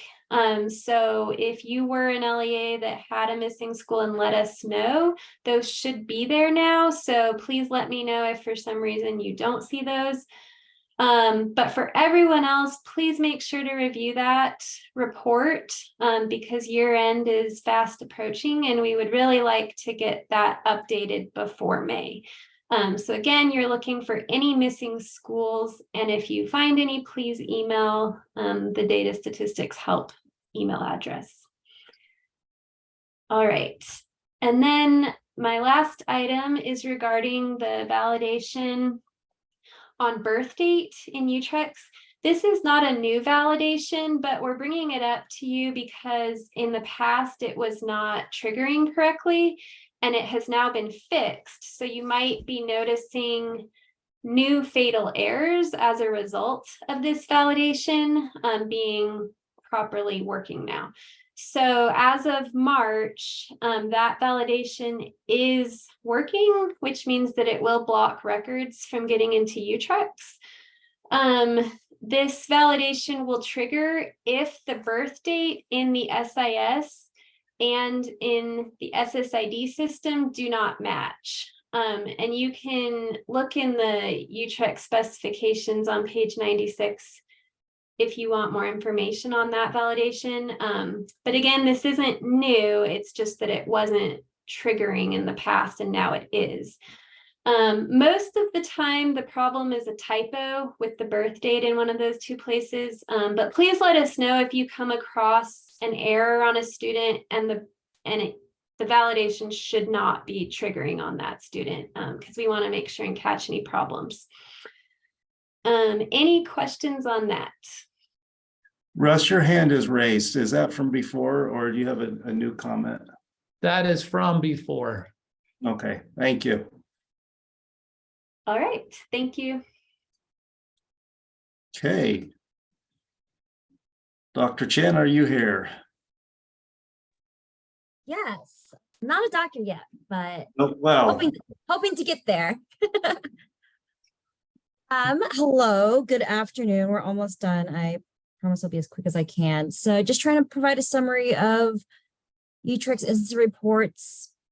You'll need to go into Data Gateway. And if you're still having issues accessing it, you'll need to contact your LEA admin for the Data Gateway. That way you can figure out that part. But once you do get access to get your summary reports, there's two things you need to click: the discipline incident summary and also discipline incident summary for special education. So they're going to be two separate reports.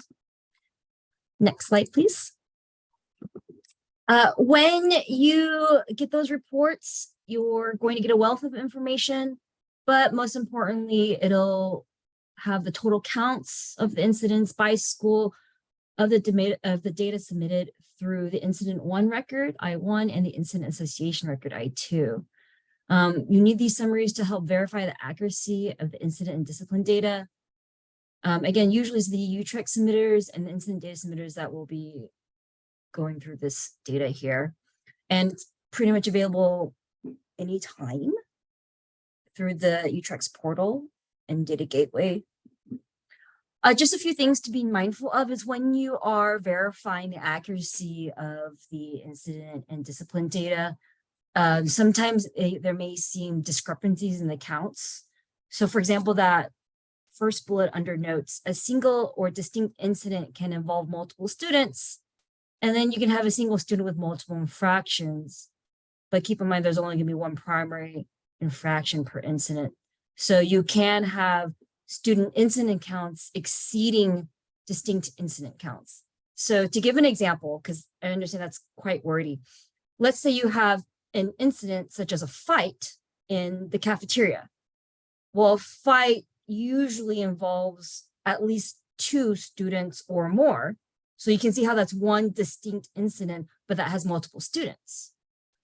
And then you can say that of those students in that fight, well, while they were fighting, if they also happen to have, so let's say they used a weapon and they, I guess cursing, I believe that was one of the, I forgot that's one of the tricks.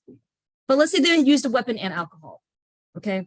Then that's, you can see that's multiple infractions for one incident. So just be careful when you're checking that. If a weapon is reported, is included in the weapon counts, regardless of whether the infraction type is a weapon. So if the primary infraction was a fight, you're still gonna see a column show up that a weapon was reported in there regardless if they didn't actually use the weapon. Next slide. As for the summary for special education, it's fairly similar, but main thing is for the student data, including information on each incident in which a special education student was involved and was suspended or expelled, as well as the sum of the total number of discipline days a student has received statewide.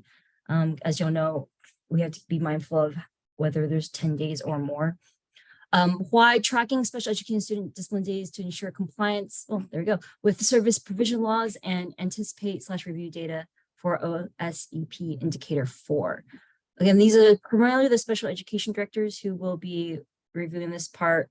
But again, we do need to use this year-round to identify students with more than 10 cumulative days of discipline. And they'll use that at the year end to ensure that special education student discipline data is accurate and complete.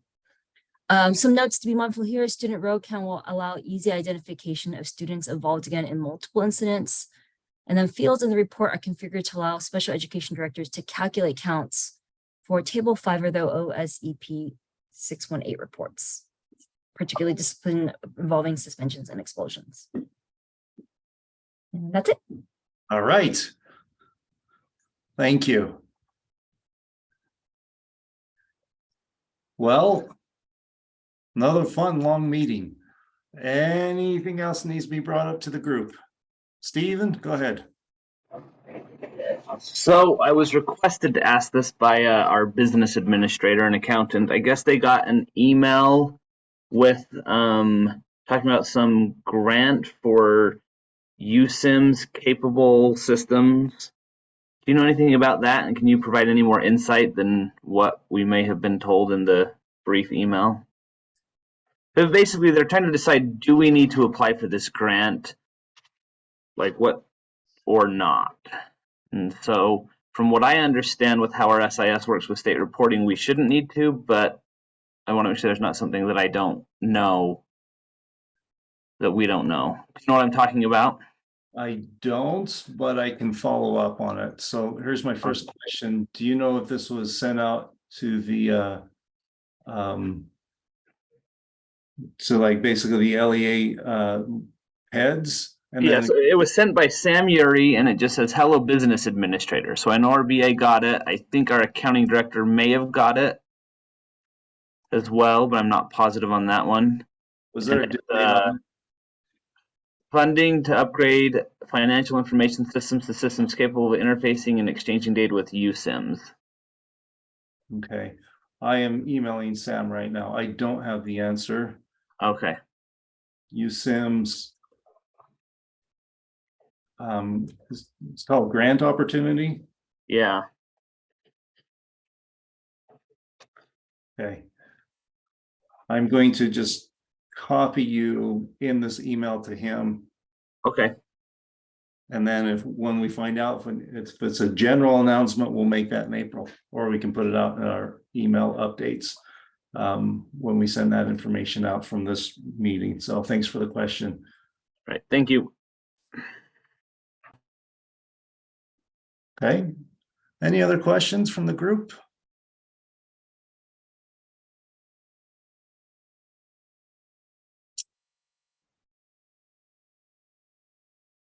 Awesome. Obviously, I'll stay here for a couple more minutes. Thank you, everyone, for being here. Appreciate your time.